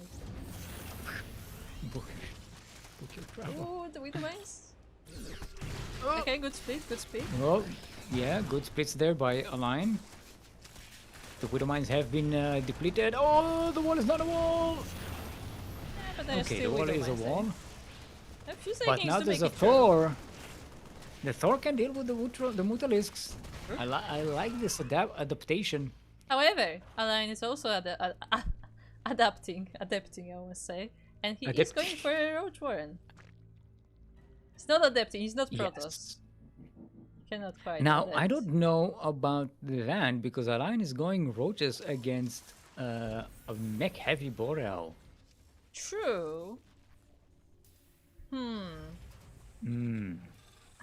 Because Boreal is committing to the Thors. Now, should be noted, is still on 2 base economy, so that's, it's gonna be a rough one. Yeah, I'm more thinking But like, it will. how do Thors do against roaches? Because like tanks are obviously there, but like Thors? Alone they do horribly. In small numbers. But if you have a whole bunch of them and tanks and a few Hellbats at the front to distract the roaches, they do fantastically well. Because they do a lot of damage, and they have a pretty quick firepower, and they're a lot more mobile than tanks. Anyway, it looks like our Zerg player will be switching to Roach Hydra. Although not giving up on the melee upgrades, so the Zerglings will still be present. Well, you kind of have to have some Zerglings, right? Even if they're just there to tank the first wave, or I won't say tank because they usually get destroyed by the first wave. Even just to distract, to take the first volleys from the tanks and the Thors, so that the roaches can get in there. You mean they are there to tank the tanks? Thanks. What are you doing? That was pretty it's breaking funny. I was like, why are you shooting? Yeah, that looked funny. It looks like it's painting. It looks like it's painting the tank. Yeah. What Look, else? Hello. it's burning it. Blue flame? The Okay. tank, No, okay? no, that's not blue flame. That's +2 weapon upgrade. Yeah. Borel forgot the blue flame again. Well, in the meantime, the Roach army is on the move with the Mutas to help.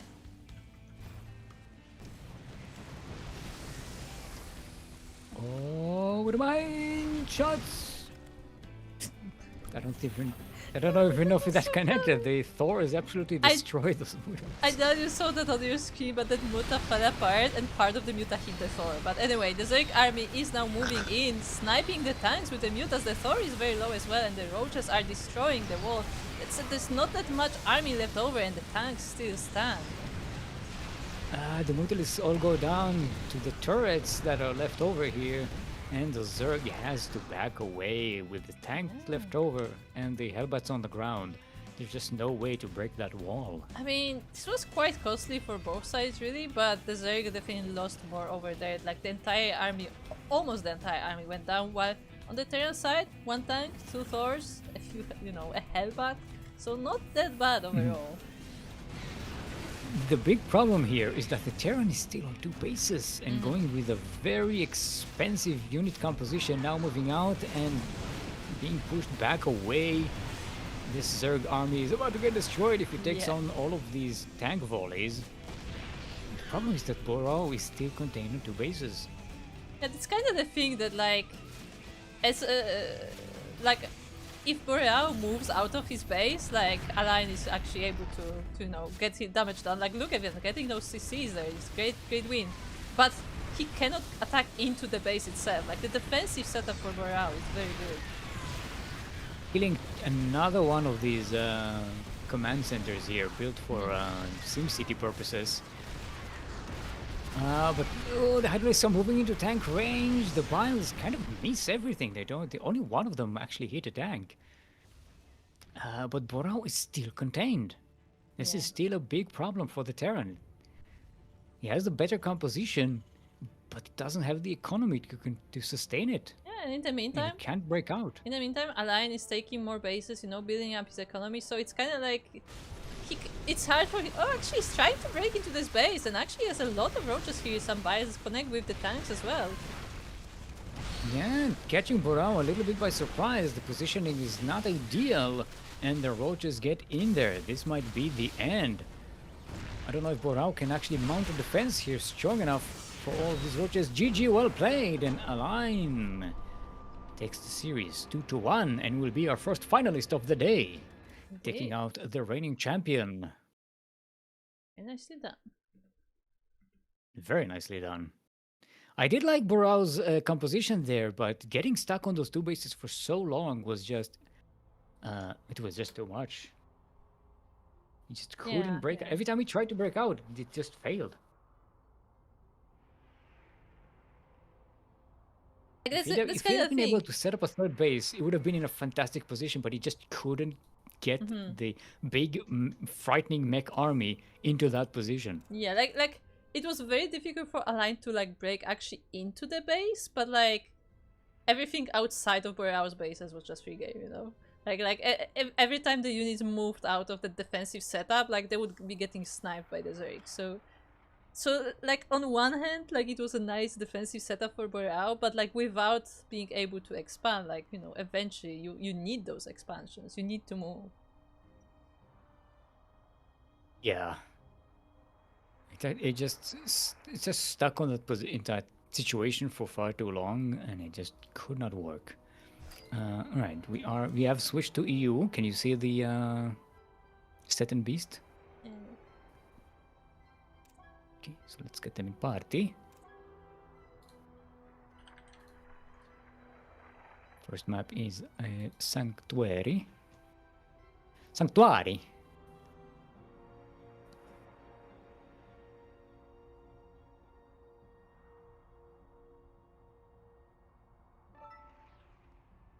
Shout out to Captain Fish, doing well in that local tournament.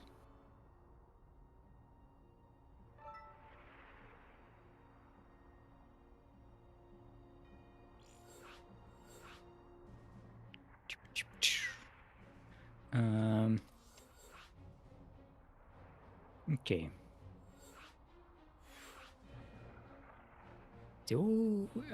Oh, Beast is Protoss. Okay, I was about to say, are we going to?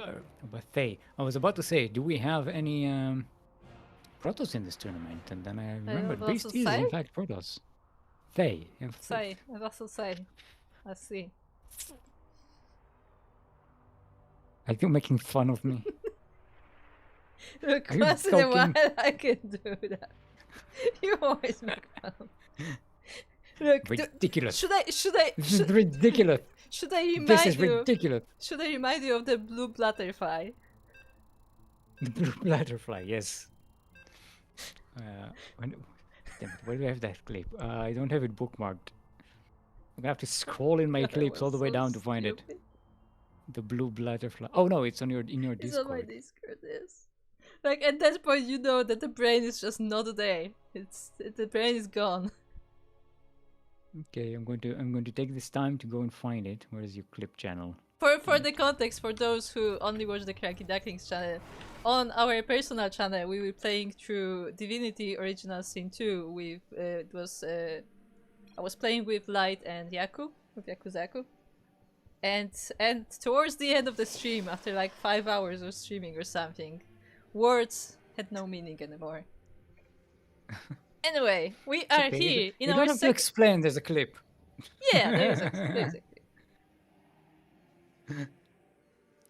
But anyway, we are now in the semi-finals, the top semi-final of the Master Swan Open number 105. And we are on Sanctuary 3 once again, where in the bottom left corner we have our blue Protoss player from Austria, representing Vanguard. It is Beast.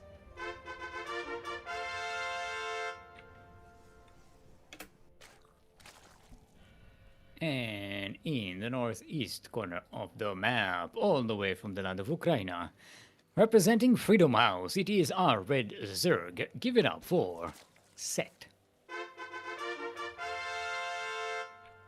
Ready, go. Yes. See, you think set ready go? I think game set match. Yeah, but the problem with that is that I think I did that. I think we did both jokes at some point. We did. Already. I'm pretty We sure. definitely did. Okay, block on the hatchery from Beast. Yeah, so I think we did confirm that Set is named after the Egyptian god, right? Aha, yeah, I think we did.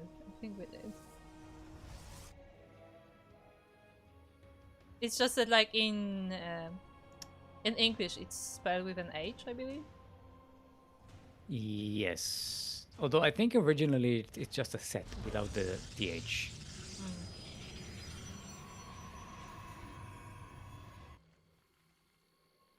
The interesting pool location all the way on the edge. Some players do that, but I'm too scared to do this because like if any drop comes in, like the pool is just lost. It's gone. So I'm yes, not confident but enough to do this. But it's also there to spot any sneaky pylons.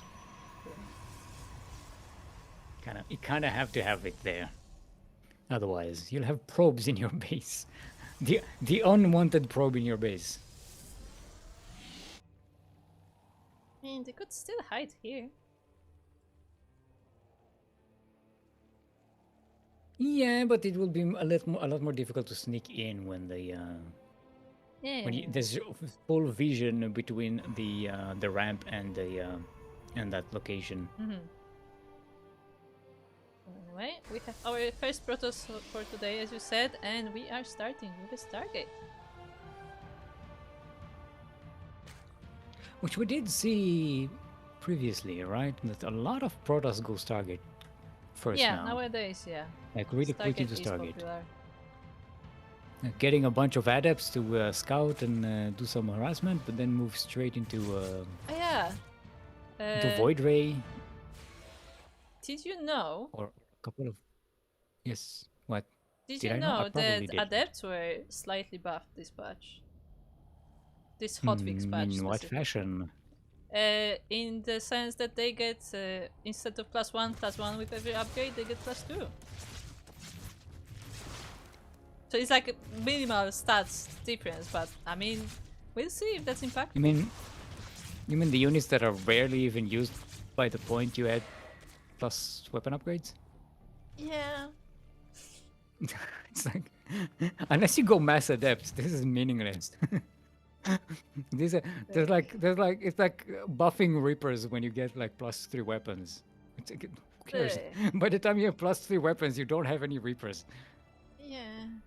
Yeah. But I'm curious like what kind of impact it has, because it doesn't sound like a big change. Oh, actually this Orca finding a few fresh drones here.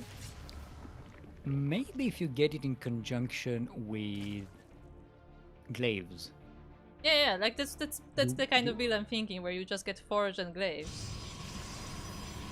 Can you? I don't think it lets you one-shot drones or something at that point, right? No, I don't think that's big enough. Right? Because you still need... I think with glaives makes you two-shot drones. Yeah, I think so. I think like what +1 damage doesn't really make that difference. Or +2 even. Oh, there's a cancel. This is a cancel and not a kill. There's a kill on that probe. It's nice. More adepts being warped in to defend. And we do We have do glaives? have glaives of that from away. Let's see. Let's see if that makes a difference. We only need +1 weapons to confirm.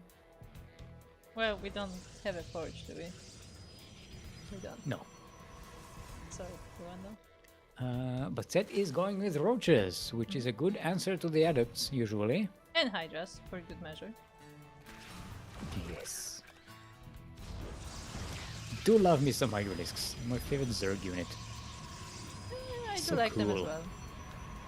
They look really cool. They got it's just so exciting to watch.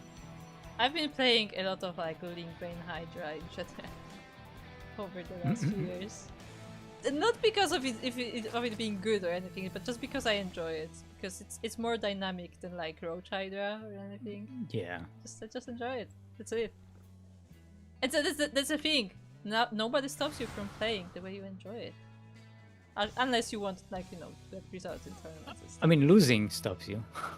Yeah, but that's the the way thing. you want to play it makes if you you're lose not games all the trying time. to like be competitive, then losing doesn't matter. Ah, yes. See how, That's the how many difference. adepts is this? Look how many adepts it took to kill a queen. Yeah, like they are not very. 11 They are adepts. versus light, okay? Yeah. And again, the roaches do so well against them, but you need more roaches than this. Yeah, there's not quite enough numbers here, and this entire third base is being, you know, the drones, they're hiding. Wait, hold on. Are they actually?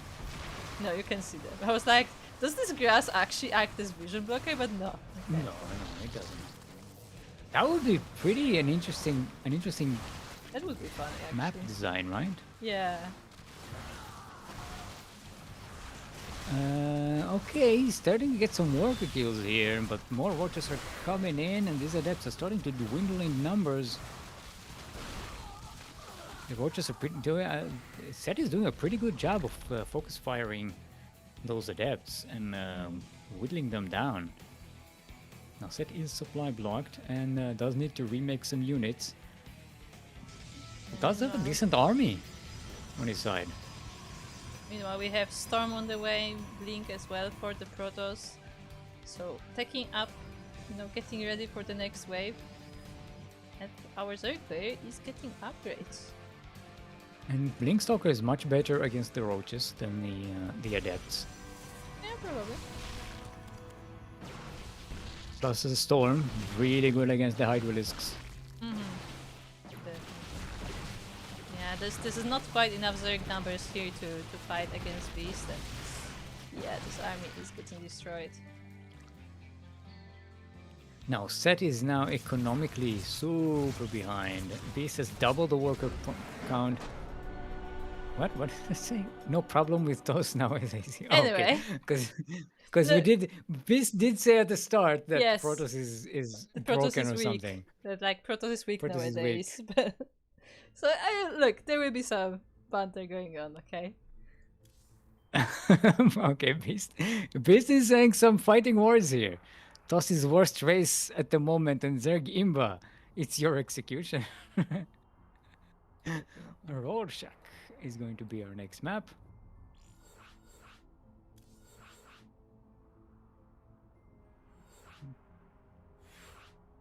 Okay. Let's see. Everybody's ready.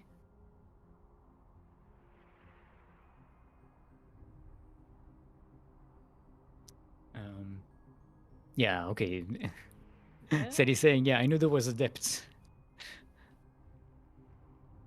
Well, I guess Seth wasn't expecting the stalkers there. Yeah. Actually, I don't think we even seen the storm, right? No. Storm did not. Storm didn't even come into play. So Beast even had that in his back pocket.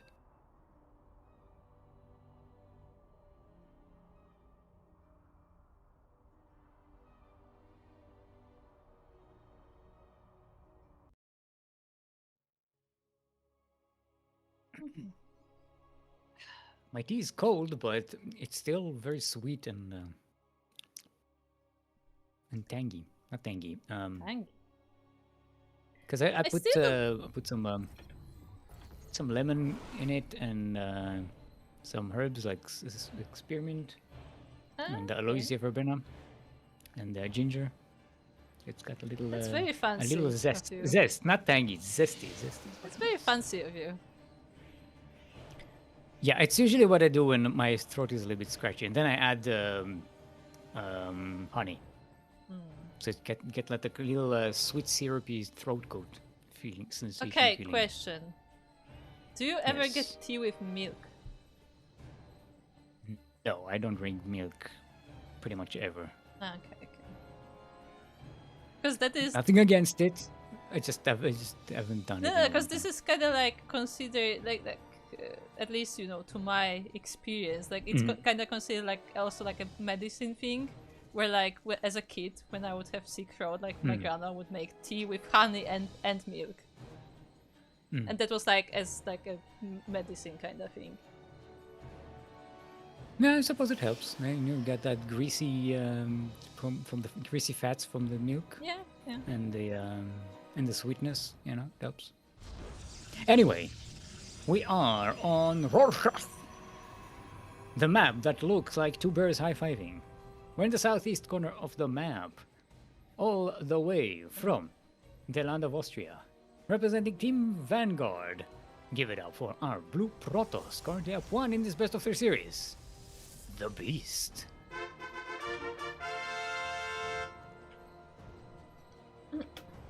And across the map, on the left side of Rorschach, we have his opponent. It is the Red Zerg player from Ukraine, representing Freedom House. It is Set. Also, the map looks like a trash panda, okay? It's Yeah. Two It is Bears a Eye raccoon. Fiving is a Fallout New Vegas reference. Yeah, I never played Fallout. Where So I at the wouldn't beginning know. of the game, your character creation is a doctor giving you like a test, and it shows you a Rorschach text that looks like two bears high fiving. Yes, I see cybernetic score. No, it's a Protoss building. You it's can not. make it. It's not on the mark. The pylon. It's not on the mark. Let the man cook. It doesn't really matter.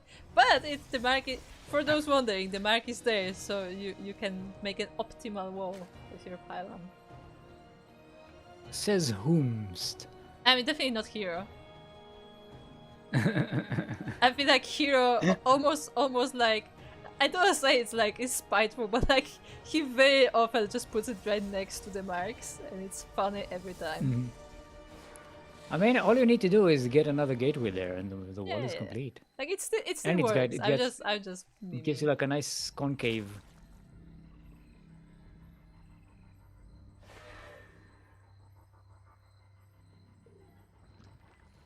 Okay. We do have a Stargate first as well. Not first, an early Stargate. Yeah. With some scouting adepts for good measure.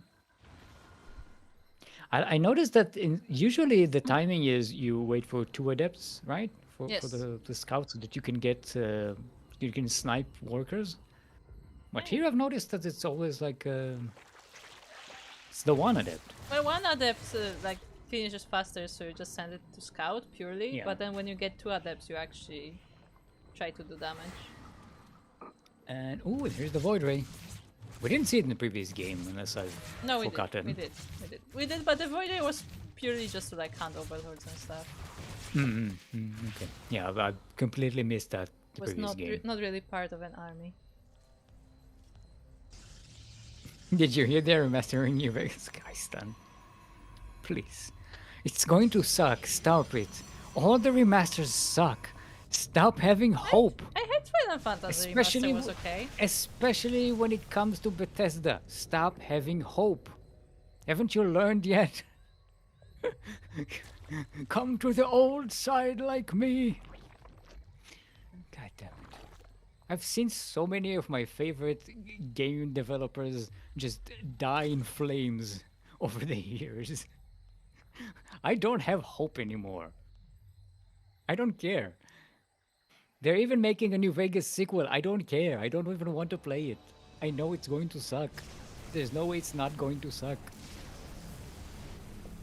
Yeah. Have 1% of faith still, Mons. You never know what may surprise you. Just 1%, but you know, it's there. Man.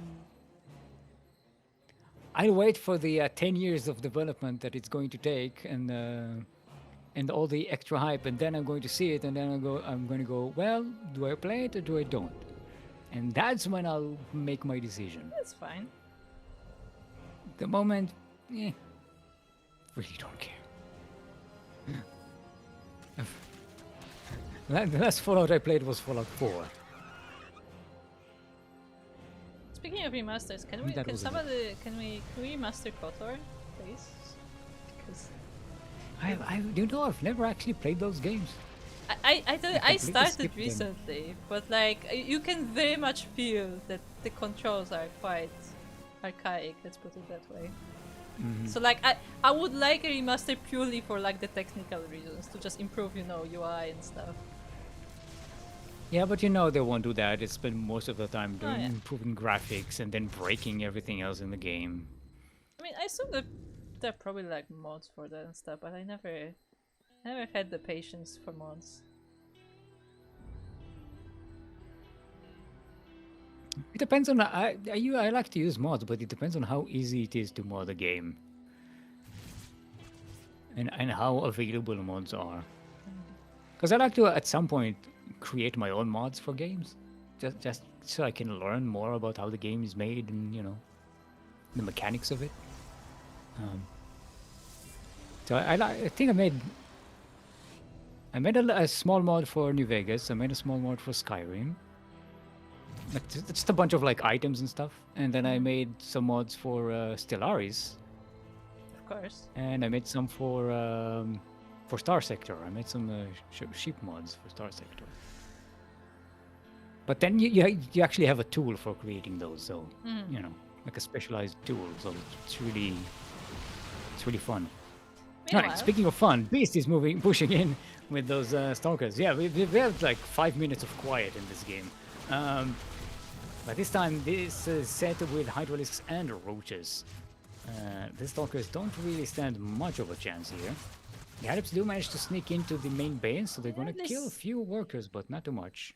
And not so much, at least that this provides a little bit of a distraction, but Beast decides not to push this farther as he sees there is an opposition. Okay, Set is moving out on the map. There's not a lot of creep spread on the map. No. These units don't do they don't move fast off creep.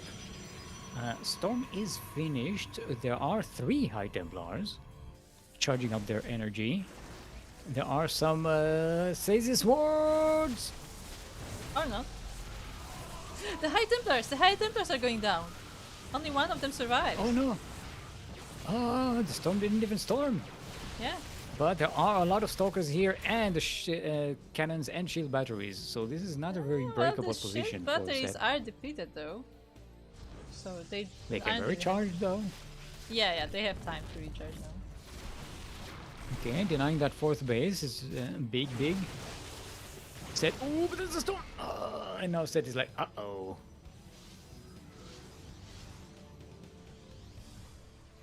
Okay. Yeah, rotating around for a bigger opening here for the Zerg. Oh, actually the army is on the low ground for the Protoss, but big Stasis ward. By the way, what happened with that first Stasis ward? Was it just like No, the Oracle never made it. Or what? The Oracle never made it. It was was being.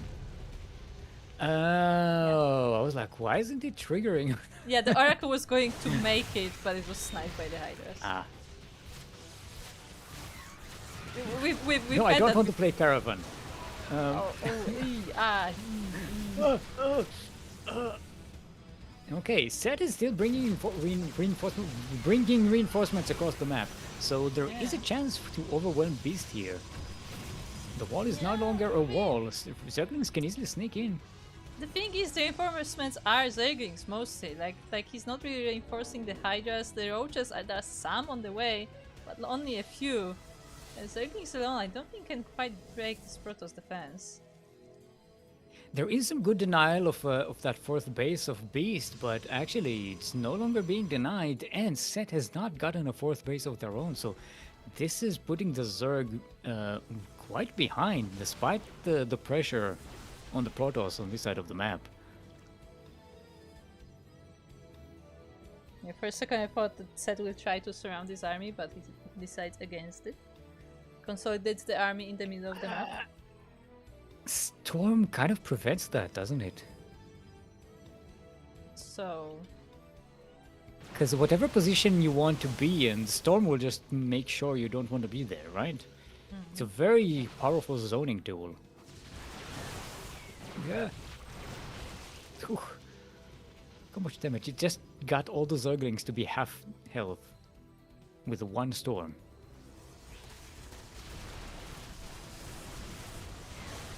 Okay, trying to deny this base again, the fourth base of Beast, but Beast has enough to defend here. And it might even nibble at the Set's army. Set is losing a lot of units. And this is not a good trade for someone who's very economically behind at the moment. And there's a backstab by Beast on the third base of Set at the moment. Oh yeah, Set a handful of charge lots. Oh, looks like Set, on the way. Set tries to get into this natural base. I mean, there are cannons there for defense as well as shield batteries. The main army comes from behind as well. And I don't think he can get much done. At least he does supply block Beast, so there's that. Supply block, but Beast is already way ahead in supply anyway. And these Hydralists, they're trying to fight the army instead of... maybe should be diving into the mineral line, try and get some damage. Never mind, GG is called. And Beast proves that Protoss is not washed. We're not on washout though. Yes, but it started on... yeah, it's... I don't know. Yeah, that's washout was the last series. Damn it, why weren't we on washout? I had a good joke.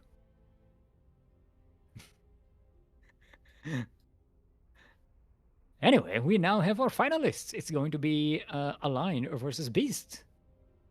Will be our grand finals. Indeed. But before then, we are going to take a short break, after which we will have our random raffle for the day. So stick around. Maybe take this time to check out our Patreon page and maybe support us with some monetary values. For all the benefits that you get from it, right? Yeah? Yeah? Exclamation point Patreon in chat? Yeah? And go there? Yeah? Yeah? Something to do during the break? Yeah? Yeah? Uh-huh. Uh-huh. Not suggesting anything. Wink, wink. But... not suggesting anything, but wink, wink. Yeah. We'll be back in 5 minutes, is what I'm trying to say. Bye! Stay tuned.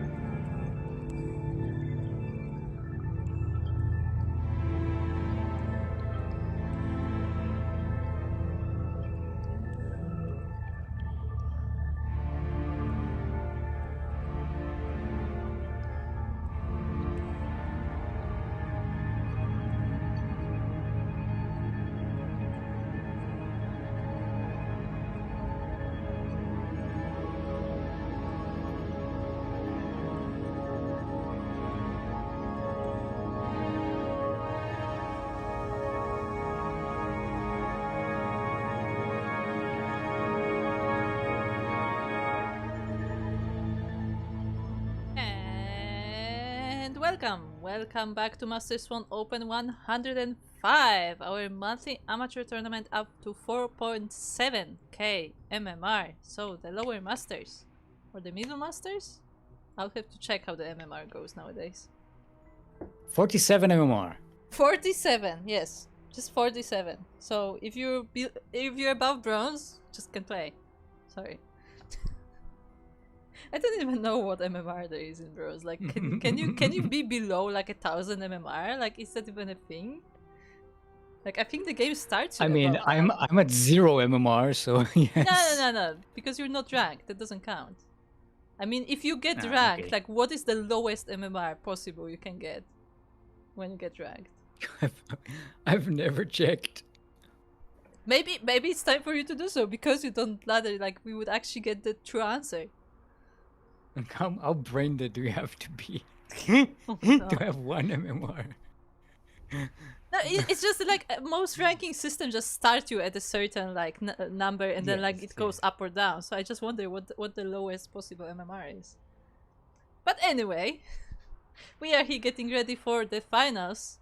But before we go to the finals, there's something else that we have to do. We have the random raffle. If you participate in our tournaments and you finish at least 1 series, doesn't matter if you win or lose, just finish 1 series, you get to participate in the random raffle for that tournament. The prize for which is $5 US. Everyone is eligible today, I think. I don't believe we have any walkaways. Yeah, everyone plays. Everyone has a chance. So without further ado, Kuro, do the random raffle. So today, in our random raffle, the winner is... Drumroll. Boreal. Drumroll. Boreal. Congratulations to Boreal on winning the random raffle. So, you know, we could see Boreal in the semi-finals. So, he was right there in the semi-final. Didn't quite make it to the final, but definitely played a good series there. So, that will be going, the $5 will be going to him. So, Boreal, don't forget to join the match arena. And with that, without further ado, we are ready for our final.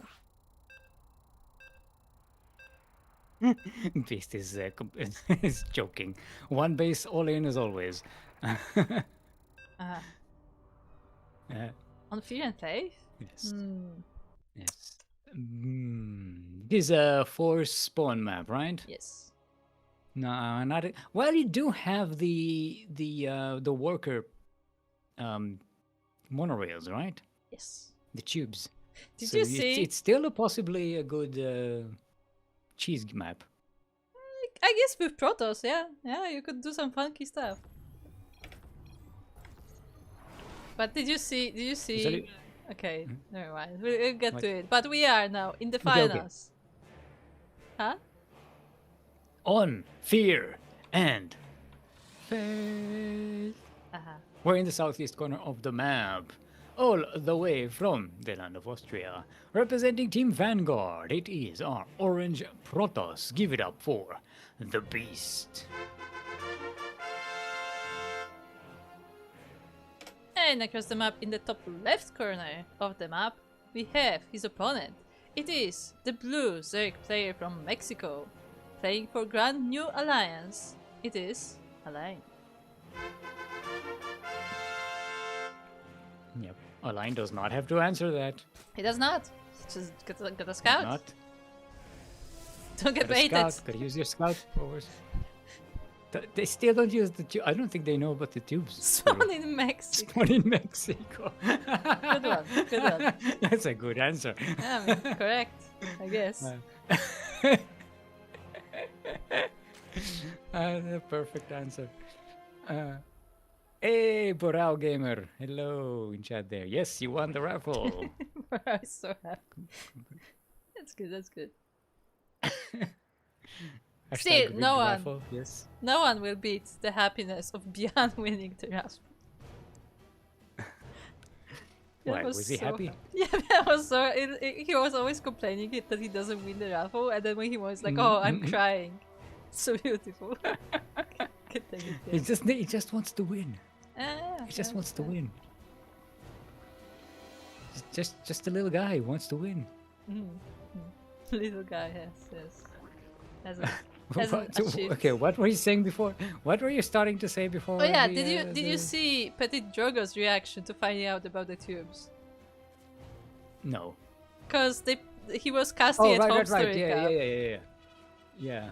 and he saw the probe going in, and he just lost it. He was just gone.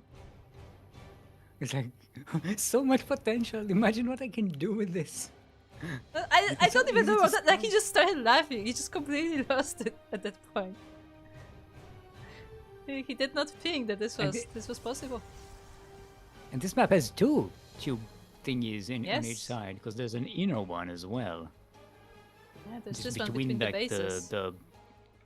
between the the fourth bases Something like that.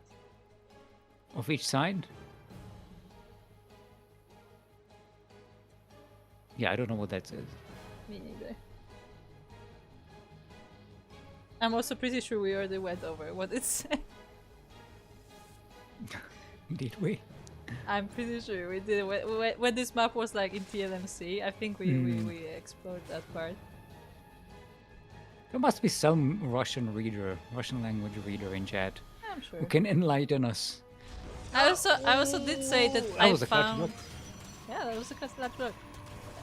I did find because I was watching a. I'm pretty sure I already told that story as well, but I was watching a map maker stream, and he was going through like different doodads, and there was one that actually has polish on it, and I was like, but this doesn't quite look correct. Like, you know, this like it sounds like Polish, but like the spelling is weird, and I found out that that is actually something that is like. That's like a historic quote from an uprising, like way back when, and that's how it was spelled. Like, okay, so it's an archaic spell. yeah, like it seems like it's an archaic thing, or maybe I don't know. Maybe it was spelled wrong back then. I don't know. Oh, Adepts coming in with the one shot. Getting 4 drones, not a bad catch. Maybe one of the adepts managed to get away. Yes, it does. Yeah, that does happen a lot with Hebrew, because you know a lot of people just use it in the backgrounds of things as decoration, They don't and know what it breaks my is. brain because I keep trying to read it and I'm like, that doesn't make any sense. That's it. It probably looks good, but if you actually know what the letters mean and Oh, you're no, trying to that's- read it, it's like That's probably this is weird. like it's even worse with like all the Asian languages, right? Like it's just gonna be like Yeah. random stuff completely. Yeah, but the thing is, it's not even like full words. With like Chinese stuff, it like each symbol is this in itself has some kind of meaning. True. But when it's just a jumble of letters, it just like that doesn't even make any sense. It's like letters that are supposed to be at the end of a word, and they're at the beginning of a word, and like this doesn't even work. Okay. Like that letter can't be there.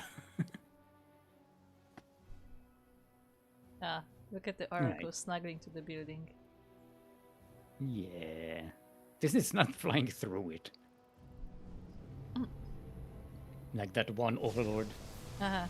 Way back when. I remember the clip. Oh, look at that! There's Thors down there. This is a Thor factory. Yeah, there are Thors, and on the other side there are battle cruisers. I think here there are battle cruisers. No. Ooh. Yeah. Yeah. Yeah, Oh, I look how really like small they are compared to, like- the decoration on this map. I like there are cars there, and there's a battle cruiser just like Yeah. it's the size of a bus. It's a mini battle cruiser. Yeah, the size is a bit messed up. I would say that like the scale doesn't quite add up, but it still looks cool. Maybe those are like models, like showcase models, you know? Yes. This is a mini Torsonis, you know. No, but more like that, like, you know, specifically in this city, they are preparing like showcase models for like, you know, they don't bring the actual thing, but like they just showcasing, hey, Maybe this is the ship that we're using here. Maybe they're doing like, you know, like those kids cars that have like Yeah, I know what Like you those mean. rides, those automatic rides you have. That's like a race car, but it's like for I one think it's a toddler. bit too big for that. That would be actually really cute to have one of these. That's a battle cruiser. That sounds like a very specific thing. You know, for like for the daycare at like Blizzard, right? Oh, true. At Blizzard, no, yeah, sure, sure. I'm sure they have like dire wolves or whatever. Oh yeah, because you don't want to scare the kids with with orcs and dire wolves. No, the dire wolves are just puppies. What do you mean? Oh yes, yes. Not giant wolves. No, puppies. Nah. They're like wolves, but dire. Anyway, Templar Archives just finished, so we should have Storm coming up pretty soon. Beast. Oh, Just 2 roaches, but still. I got scared. I forgot that Beast was the Protoss. I thought all of Beast's army was getting caught in the stasis ward. Yeah, I forgot the Protoss are immune to it. This stock has made a bit of a setup here between the natural and third base. The roaches are trying to walk in, but they're having a bit of a difficulty. But now the numbers are starting to get a bit more in favor of Align. But still, the third base is not the defender. Oh, the Hydrolysis are coming in. The stasis wards are... Ooh, actually, Align does get caught on some of them. That takes a lot of units out of the fight, but the Zerglings are rolling in and they can surround these Stalkers if they stop moving. They are able to munch on a few of them. And this attack gets pushed back. Yeah. And the base is saved. No workers were going down, so that's probably the most important thing here. The problem is that Beast already has a fourth base up and well, it's not up and running. It's just finished. It doesn't have any workers in it, but it is finished. And Align is still working on the fourth base. And as a Zerg, you kind of want to be ahead in that respect. So Beast is getting away with a very strong macro economy. Now Align still has the higher army supply and is now marching out across the map, trying to get some damage done. The Oracles will intercept this army, so at the very least, Beast knows exactly what's coming.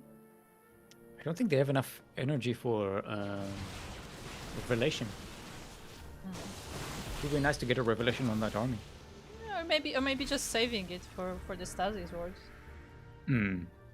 Could be. Okay. Marches are... They're not quite finding an angle here. Yeah, they're trying to like rotate to juke the army maybe. But this is just buying Beast so much extra time. Look at how many Templars there are. Oh no, Yeah, there's so much many energy. storms in this army. There's so much storm in this army. And Beast doesn't even need to win this fight. Beast just needs to keep Align away here. Align is sending a bunch of Zerglings to the other base, the fourth base location. So that could be a sneak attack here, but there are a lot of cannons. Yeah, Beast defending. did prepare for that. Yeah, Protoss is so weak, tell ya.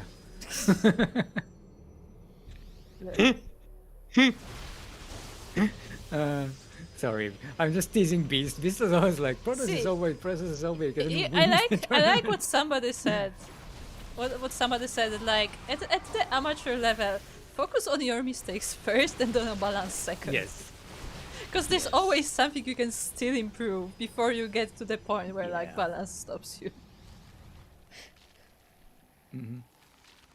Yeah, because the pro level balance and amateur level balance are very different in terms of. Yeah, but it's not even that. It's just that like it's the kind of mindset that like first you want to work on what you can work on, and like maybe you will reach the wall, or maybe you won't. Maybe you will just be better than your opponents.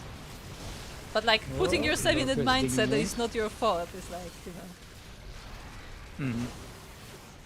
Okay, here comes the storms. Yeah. Most of the army is revealed. Only a couple of the lurkers are, though. Most of the lurkers are not revealed. Ooh! Taking out one of the oracles with another revelation exposes all of the lurkers. Yeah, the thing is that even if they are not exposed, like still the storms do land right on top of them, and you know, lurkers are not the most mobile in that regard. In fact, when they're lurked down, they're not mobile at all, you could say. The storms, puppy! Okay, Align is bringing reinforcements. Base maybe moving a little too close to the spines here. Taking out some shots, and look at the Protoss army. A lot of the energy is gone on those shields. So Beast has to be a lot more careful. Well, he has a lot of immortals that are in perfect condition though, so that's definitely an advantage. Yes. Also, He's there's a moving zealot them run out by. to the front. Yes, I like it.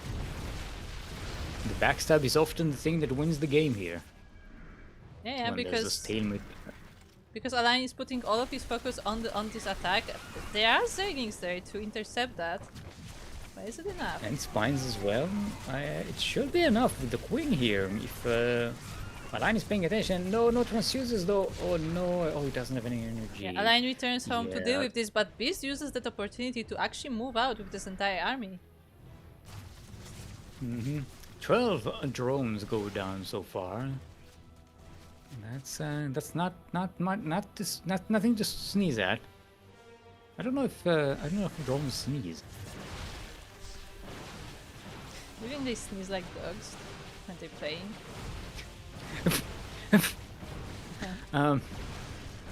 All right.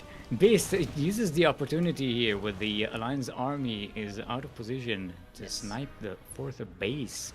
There is a ninja base down there, but it's not saturated, and Beast doesn't know about it. Yeah, Align was trying to go for a bit of a surround, but actually I think Beast has a decent position against this Zerg army and with the storms zoning out as well.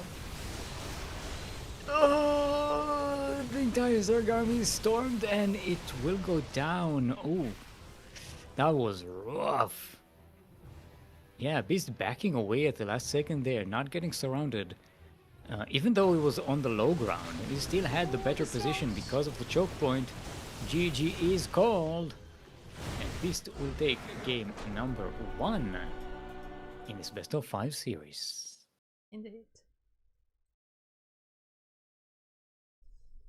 I wanted to check how many Master Swans open does Beast have? I think it's like 4? No, it's 3. 3 championships so far. Unless it was recently. No, the recent ones were Chocolate and Borao.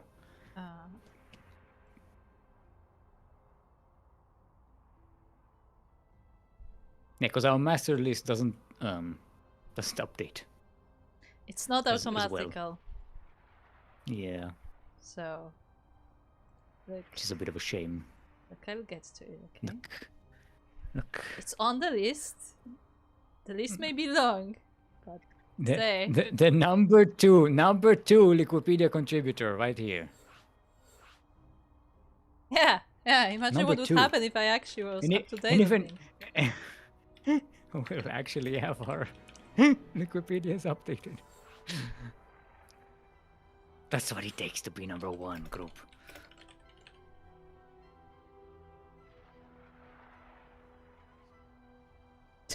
I like how PC Suiko played like this map is bad for Toss. Yeah, like, come on. I think that's just kind of his shtick. He goes into it like thinking, he's like, oh no, this is so bad for Protoss, and then wins. Maybe it's just like that's. It's like a reverse psychology. It's like, I cannot win, and then he wins. He doesn't want to get like too confident, overconfident, so he gets underconfident. Maybe that's like his style. That's where that's his comfort zone. Yes, definitely.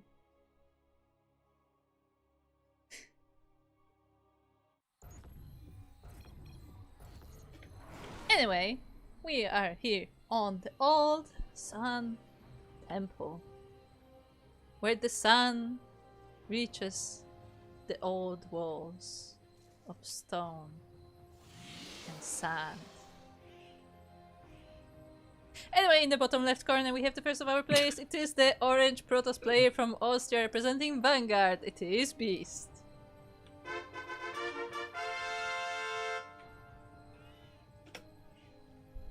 And in the northeast corner of the map, all the way from the land of Mexico, representing Grand New Alliance, it is our Blue Zerg Align.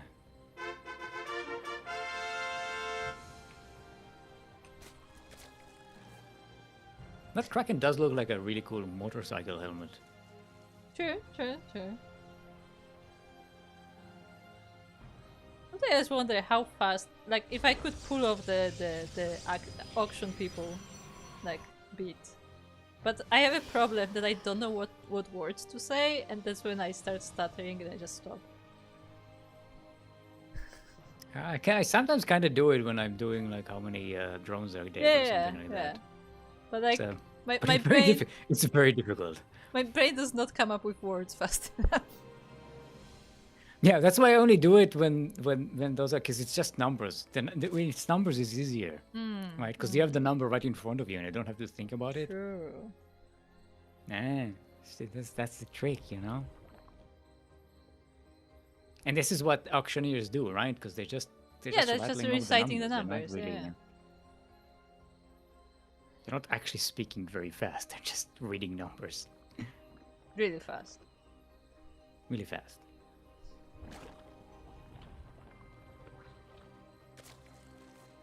Anyway, I'll drink my tea.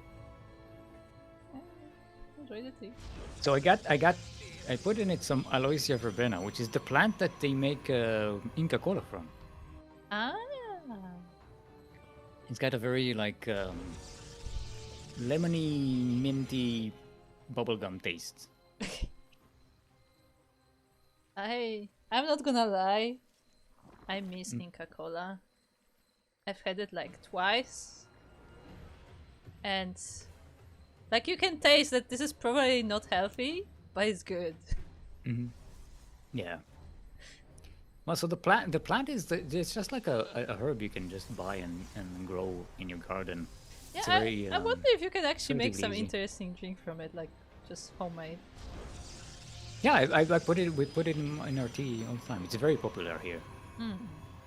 Interesting. It's one of the most popular like house plants to just grow in your garden. It's like it can grow pretty big, like a bush, and you just put the leaves in tea and in hot water, and that's it. You're done.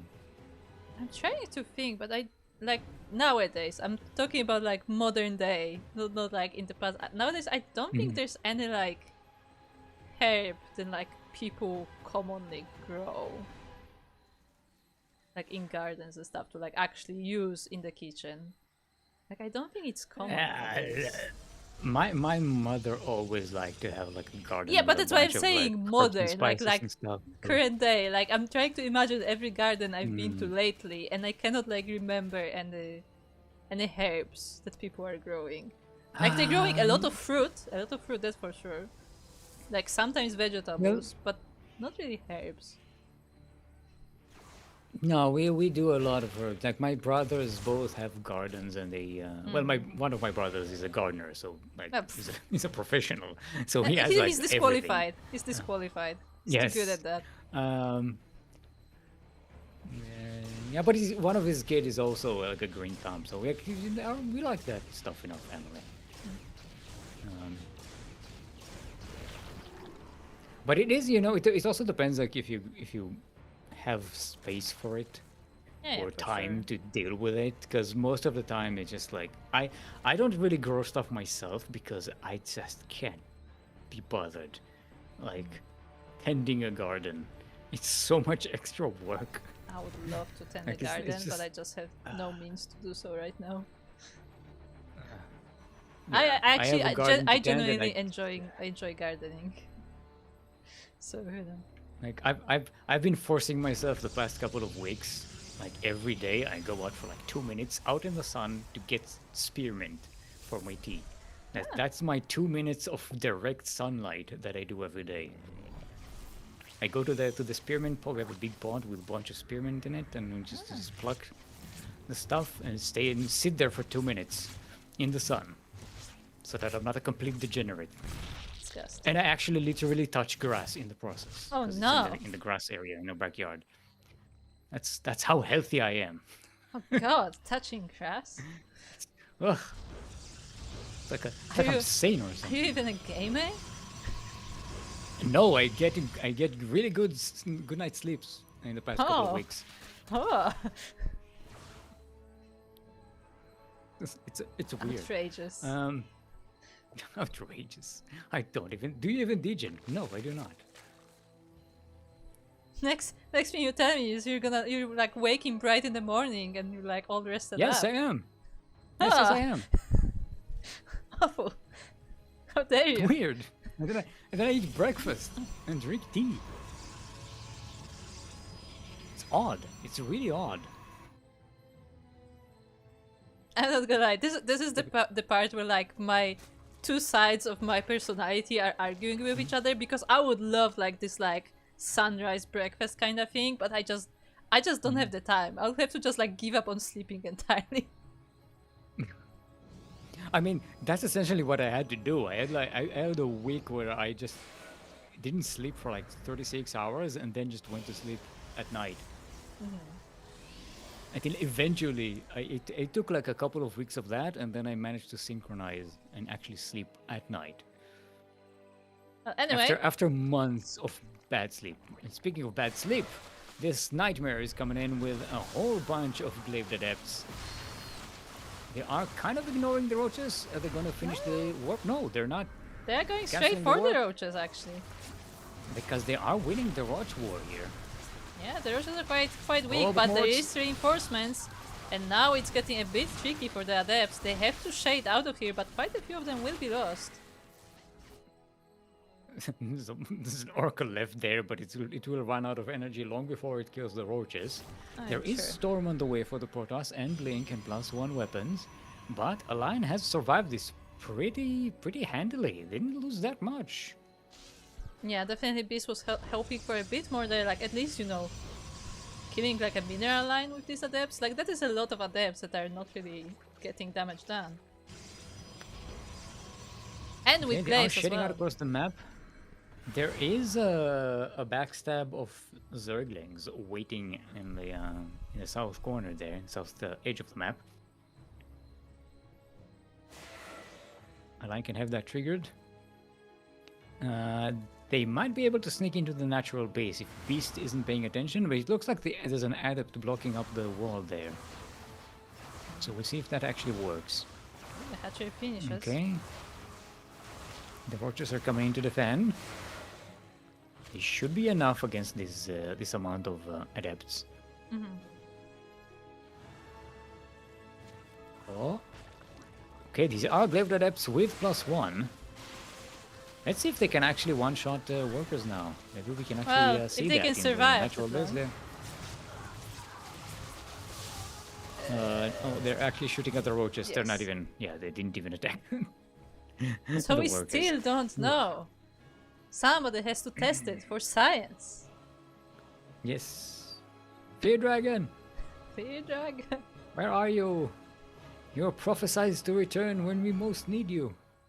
By the way, the Zerglings of Align on the other side of the map, it just did not move this entire time. They're just Yeah, chilling. they're having vacation. Yeah. It's a bit of a shame. It would have been a good timing to distract the beast. True, true. It would have been Nice perfectly timed if studies. it was timed right, in the words of Yeah. the immortal words of Yakuzaku. It would be a perfect timing if it was timed perfectly. It would have been perfectly timed if it was timed right. No, It he used wasn't the timed same right, words but- exactly. That's important.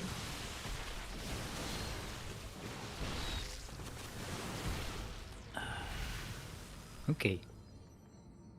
This Zerg army is getting low on health, so it can't really stay there and tank storm after storm after storm. The Zerglings did manage to sneak into the main base of Beast, and they are getting some worker damage there.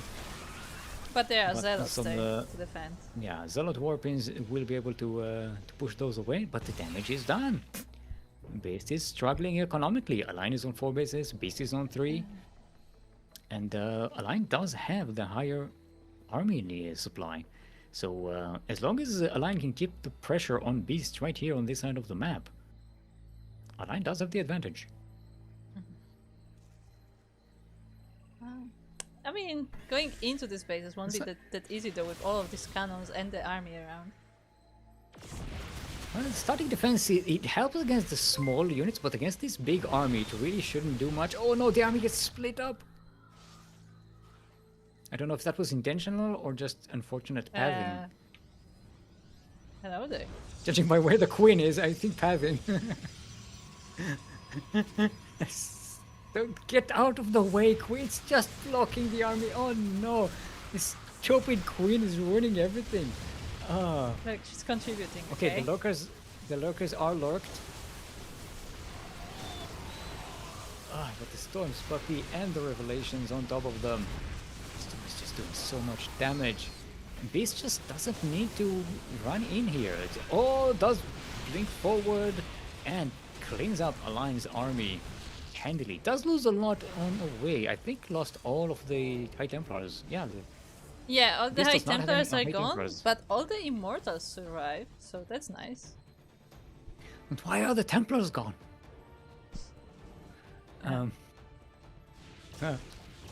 That's an old reference.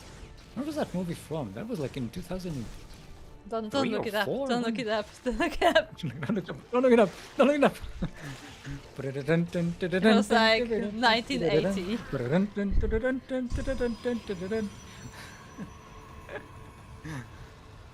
Okay. Fleet Bacon on the way. How many Stargates do we even have? Phoenix We gets have stealthy. one. And one more on the way.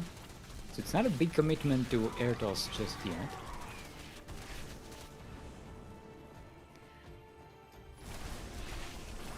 Now, it should be noted, Align did lose all of their army on this side of the map, but Beast did not counter, so Yeah. didn't get any economical damage. So even though the trade was heavily in favor of the Protoss here in the previous fight, Beast is still on this side of the map, and Align does have a chance to punch through here and damage that third base, which would be a huge Well, blow. it looks like they're going Especially- around each other. Especially if those lurkers reach a position where they can zone out that army and prevent a flank. And it looks like they do. Yeah, but that but also the means that all the Storm lurkers are in the same spot and the storm goes right over all of them. Oh no, just the lack of AoE on the Zerg side. Ouch. I like So the another Archon just Zerg army morphing wiped. right in there. Yes. Wow. I heard that sound. They still have that sound. Yep, it's just slightly quieter now, so it's less bothering. It's like like a cult, like a cat going meow. Ah, sure, maybe. Like maybe like the animated Garfield show where he just speaks with this kind of voice. If you I'll were be to honest, go I meow, don't really that would be that know. sound. That was a funny animated show, by the way. I might have seen it as a kid, but if I did, it wouldn't have been in English, so...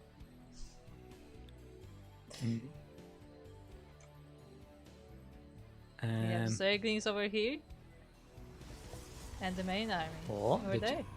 Yeah, the fourth base has a lot of static defenses there and some charge lots. Do get a cancel on the fifth base. Zerglings back away, they can't find an opening. Align is about to... If Align sticks to this pressure, they might end up losing yet another Zerg army. And these trades, you can't make those trades forever, even as a Zerg. Because you're just trading, energy for resources. I guess the problem is that you say trade, but every time, like, most of the Immortals survive, like, there are Archons, like, it doesn't feel like Beast is losing as much as Align is, right? Well, it keeps losing the High Templar, so you have True. to remake them, but then again, it's not that big of a deal, because the Zerg loses an army. Yeah. But the Protoss remains, keeps the core of the army alive.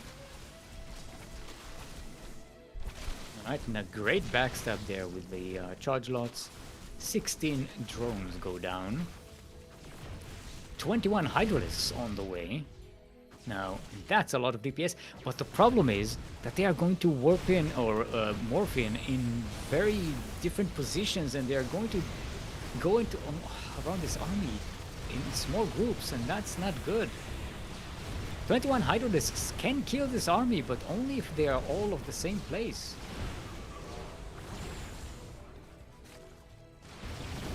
There's the fourth base of Align wiped out. The Zerglings will help, definitely, with the ground army. But the storms destroy them completely. There's detection, so the invisibility isn't really that effective here. We are out of storms. Maybe there's just one more left here for the Protoss with that one Templar. It's quite low on energy anyway.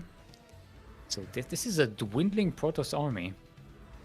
But it's mostly but Immortal only army. A couple of Immortals died here. And we do have Tempests as well, so that's a nice little siege tool.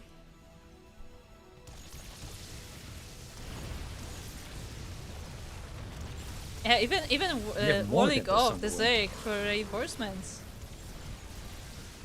Great idea there by Beast. So now this base goes down,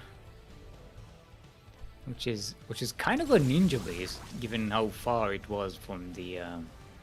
Yeah, that was really the only Zerg base you could take bases. at that point. Mm-hmm. Because the rocks aren't broken there and the mineral wall still stands, it's just kind of far away. You can't even bring an army to defend it. Yeah. Okay, we have a bunch of Hydralisks there, but the Protoss army is just way too strong. GG's Gold and Beast will put another point on the board. Indeed. On match point. Yeah, that was rough. Zerg there just couldn't find an opening. Just it would have been fine if Align was able to contain Beast on 3 bases, but that just didn't work. Beast was able to get a 4th base and kept trading the army of Align over and over and over again. And then eventually the Zerg, the Protoss can just march out on the map. Yeah, and very importantly, like as they were trading armies, like Beast was saving those important units, like the Immortals. Sure, he lost a lot of High Templars, but like the main firepower was always there, and just building up. Yes. Hey, shout out to Shurag,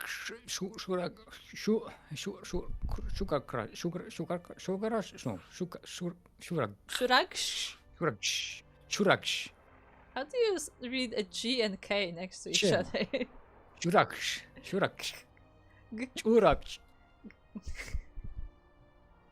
I don't know. But yes, shut out. It might be a name. It might be a name. Maybe it was a cat that walked on a keyboard. I don't know. No, I'm sure in some language it makes sense. Yeah, Shadow, thank you for that subscription. Welcome. Look, enjoy your emotes. Look, they're fantastic. They're cute. You can't say anything until you see Serbian, okay? I've seen some Serbian names. I've seen Polish, so. No, Polish is not as bad. Believe me, I've seen obviously I'm sure that they are reading it differently, but sometimes I see the Serbian names. I'm like, there's no way you can read 4 consonants next to each other. It's just not happening. I need to remind you of Gregor Blinchikevich. Yeah, there are no consonants next to each other other than the double signs, which don't count. That's exactly what I mean. Okay. Because you have the double letters in English as well, so it's not different.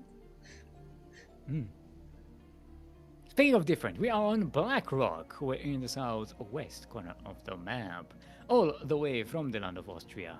Currently up 2-0 in this best of 5. Final match of today's Masters 1 Open, then number 105. Representing Vanguard, it is our Orange Protoss, the Beast.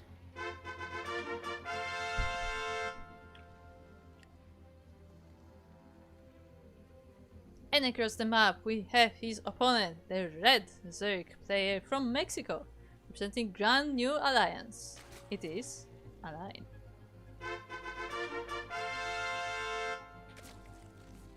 Zigor is claiming that Protoss can win even without storms, and I don't think I agree with that.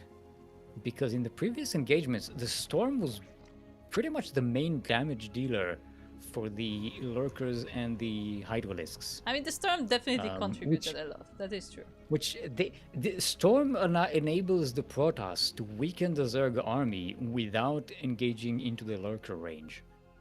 That's like the main ranged attack there. Yeah, apparently I read Shurag correctly. Nice. Yes.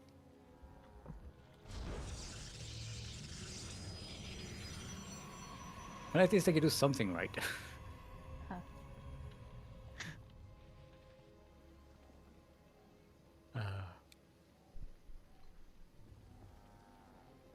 Oh, we have God damn it, we have boards here. I forgot. Yeah, it's For these Black Rock. wooden bridges and everything. It's the orc map. Yes. You know, like Because the... nothing says more. Because nothing says we're in space more than a bunch of orcs. Because we're not in... I mean, look, StarCraft is orcs in space anyway, so... No, that's Warhammer 40k. That's orcs in space. No. Remember, like they always say orcs in space. No, that's not what they said. I think the first prototypes include like some models from Warcraft. Yeah, did they? Like the prototypes, like the very early on. But they gave up on the idea. I mean, it was based on the Warcraft. Yeah, that's what I mean. Warcraft 2. Like they used the Warcraft that they model. had and just, you know, prototype StarCraft with it, but then made StarCraft a completely separate thing.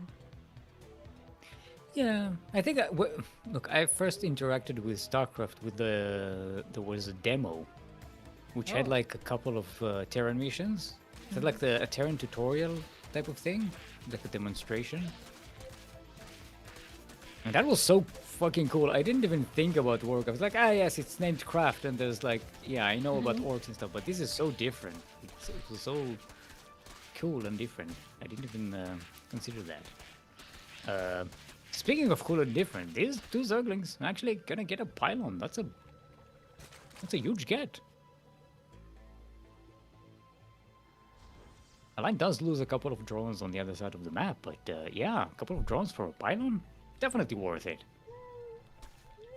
I guess. Yeah, because it's supply. It's not just the minerals. It's also the supply block. True.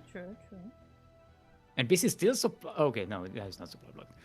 But yeah, it doesn't even make. It's just now starting a pylon. So this is delaying Protoss production by quite a lot.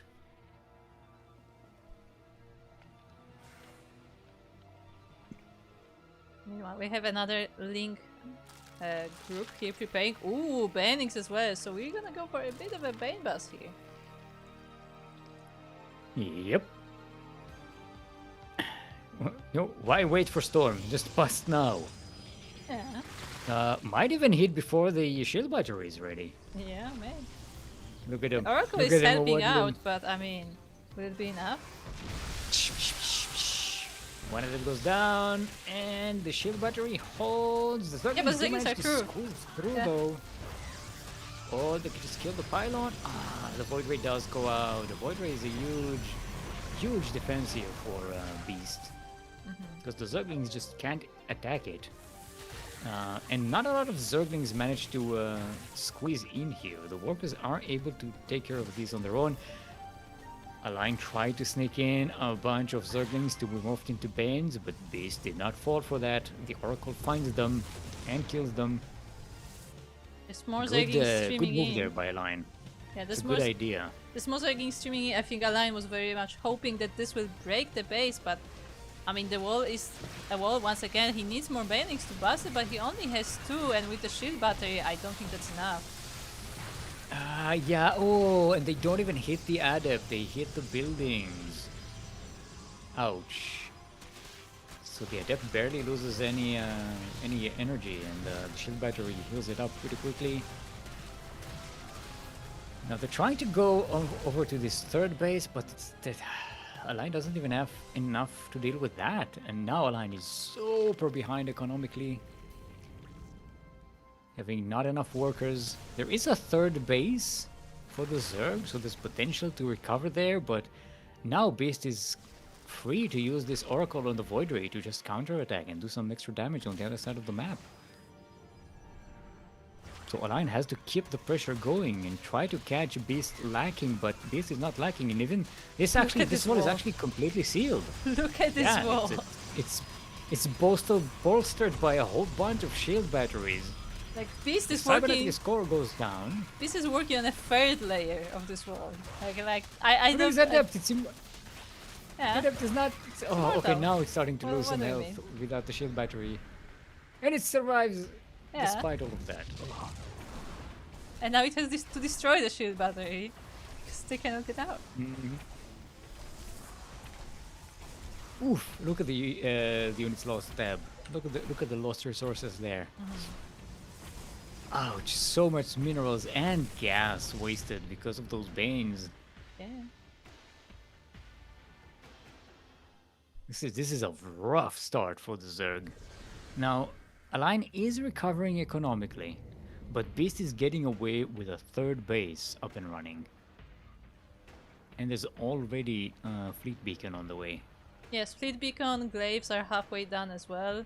Align is working on Spire, but it only just started and there are 3 oracles going across the map. Painbust is chaotic evil on the alignment chart. Get it? Did you get it, Goro? Do I need to explain? No, please explain again, please. Don't need to. Anyway, Oracles and Void Rays now on the other side of the map, munching on drones. Not doing a ton of damage, but any damage is good damage here because Align was already behind economically and now will not be able to recover as easily. Yeah, and again, the important part is that it's not even the main army because the Glaive Adepts is really what is coming after. Like, this is just basically harassment. And yet this Void Ray may just kill the hatchery. I mean, it's strange to see Glaive Adepts at this point, because usually you kind of want to get them earlier and then transition out of them, but now Beast is actually transitioning into the Glaive Adepts from Gateway units. I mean, considering where the Zerg is from, at, it makes perfect units. sense.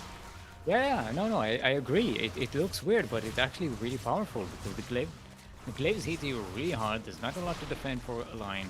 Vultures are on the way, but there's just one at the moment. Mutalisks are on the way, but they won't have enough numbers to prevent this destruction right here in the main base. Yeah, and as Beast sees the Spire, he gets upgrade for Phoenixes, he gets another Stargate back at home, so there will be Phoenixes to deal with the Mutas once they become a problem. And what's it? Mothership as well, just for good measure.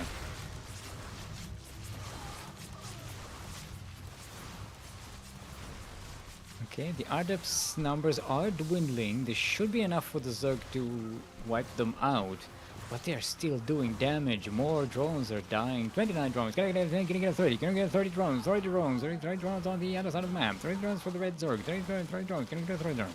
30 drones. 30 drones. Yeah, I started the bait a little too late. They were already, they already died. Sold for 29 drones.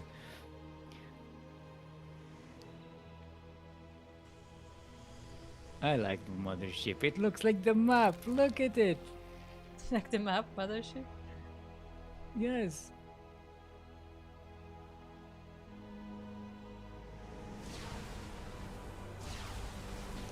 Bzoo, bzoo. GG is called. And Beast, the weakest of races, manages to get through the entire bracket and Shit. win the fifth. No, fourth, fifth. What was the conclusion? The fourth Master Swan Open Championship for our Australian Protoss. Very nicely done.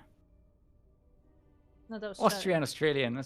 Same The difference difference. is very minor. There's like an L somewhere in there. Austrian, yes, Australian. yes, true. There's just throw an L somewhere in there, and it's all the difference. Just one line, one tiny little line. Anyway, yes, congratulations, congratulations to Align for winning the runner-up. Yeah, Very good showing here throughout this tournament. very nice games from Align as well. True. Yes. Congratulations to Borao for winning the random raffle. Mm-hmm. Gonna get $5 for that. That's nice.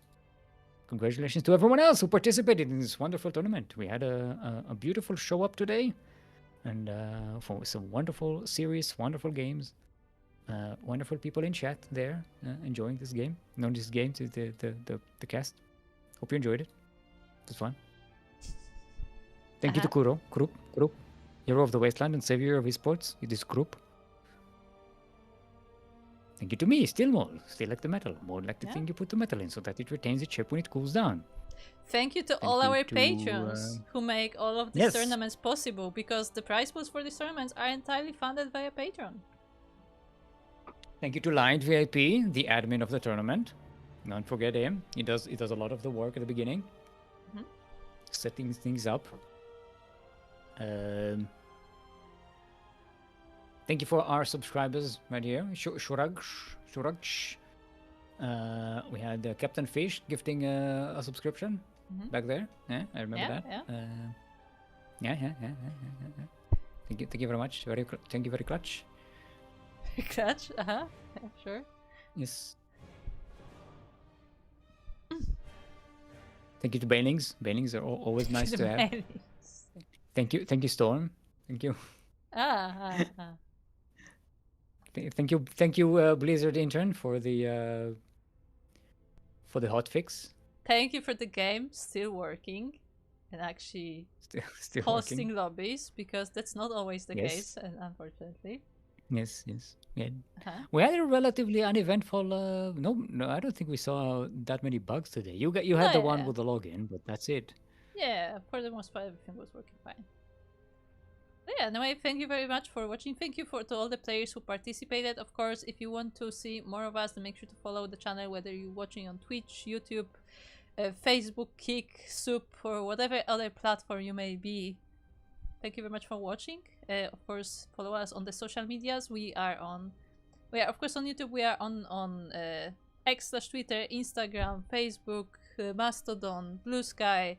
So wherever you prefer, you can follow us there, as we post on all of those for all of our content. So you won't be missing out on anything. And most importantly, check out our Discord. If you do have a Discord, then Discord is the place to be, because that's where we share most of our stuff, and that's also where all the discussions are happening as well. So make sure to check that out. Yes, our next broadcast should be Sparkling Tuna Cup tomorrow. Same time as this tournament started, which is going to be in 24 hours minus 3.5. Yeah. Whichever. So in 21.5 hours.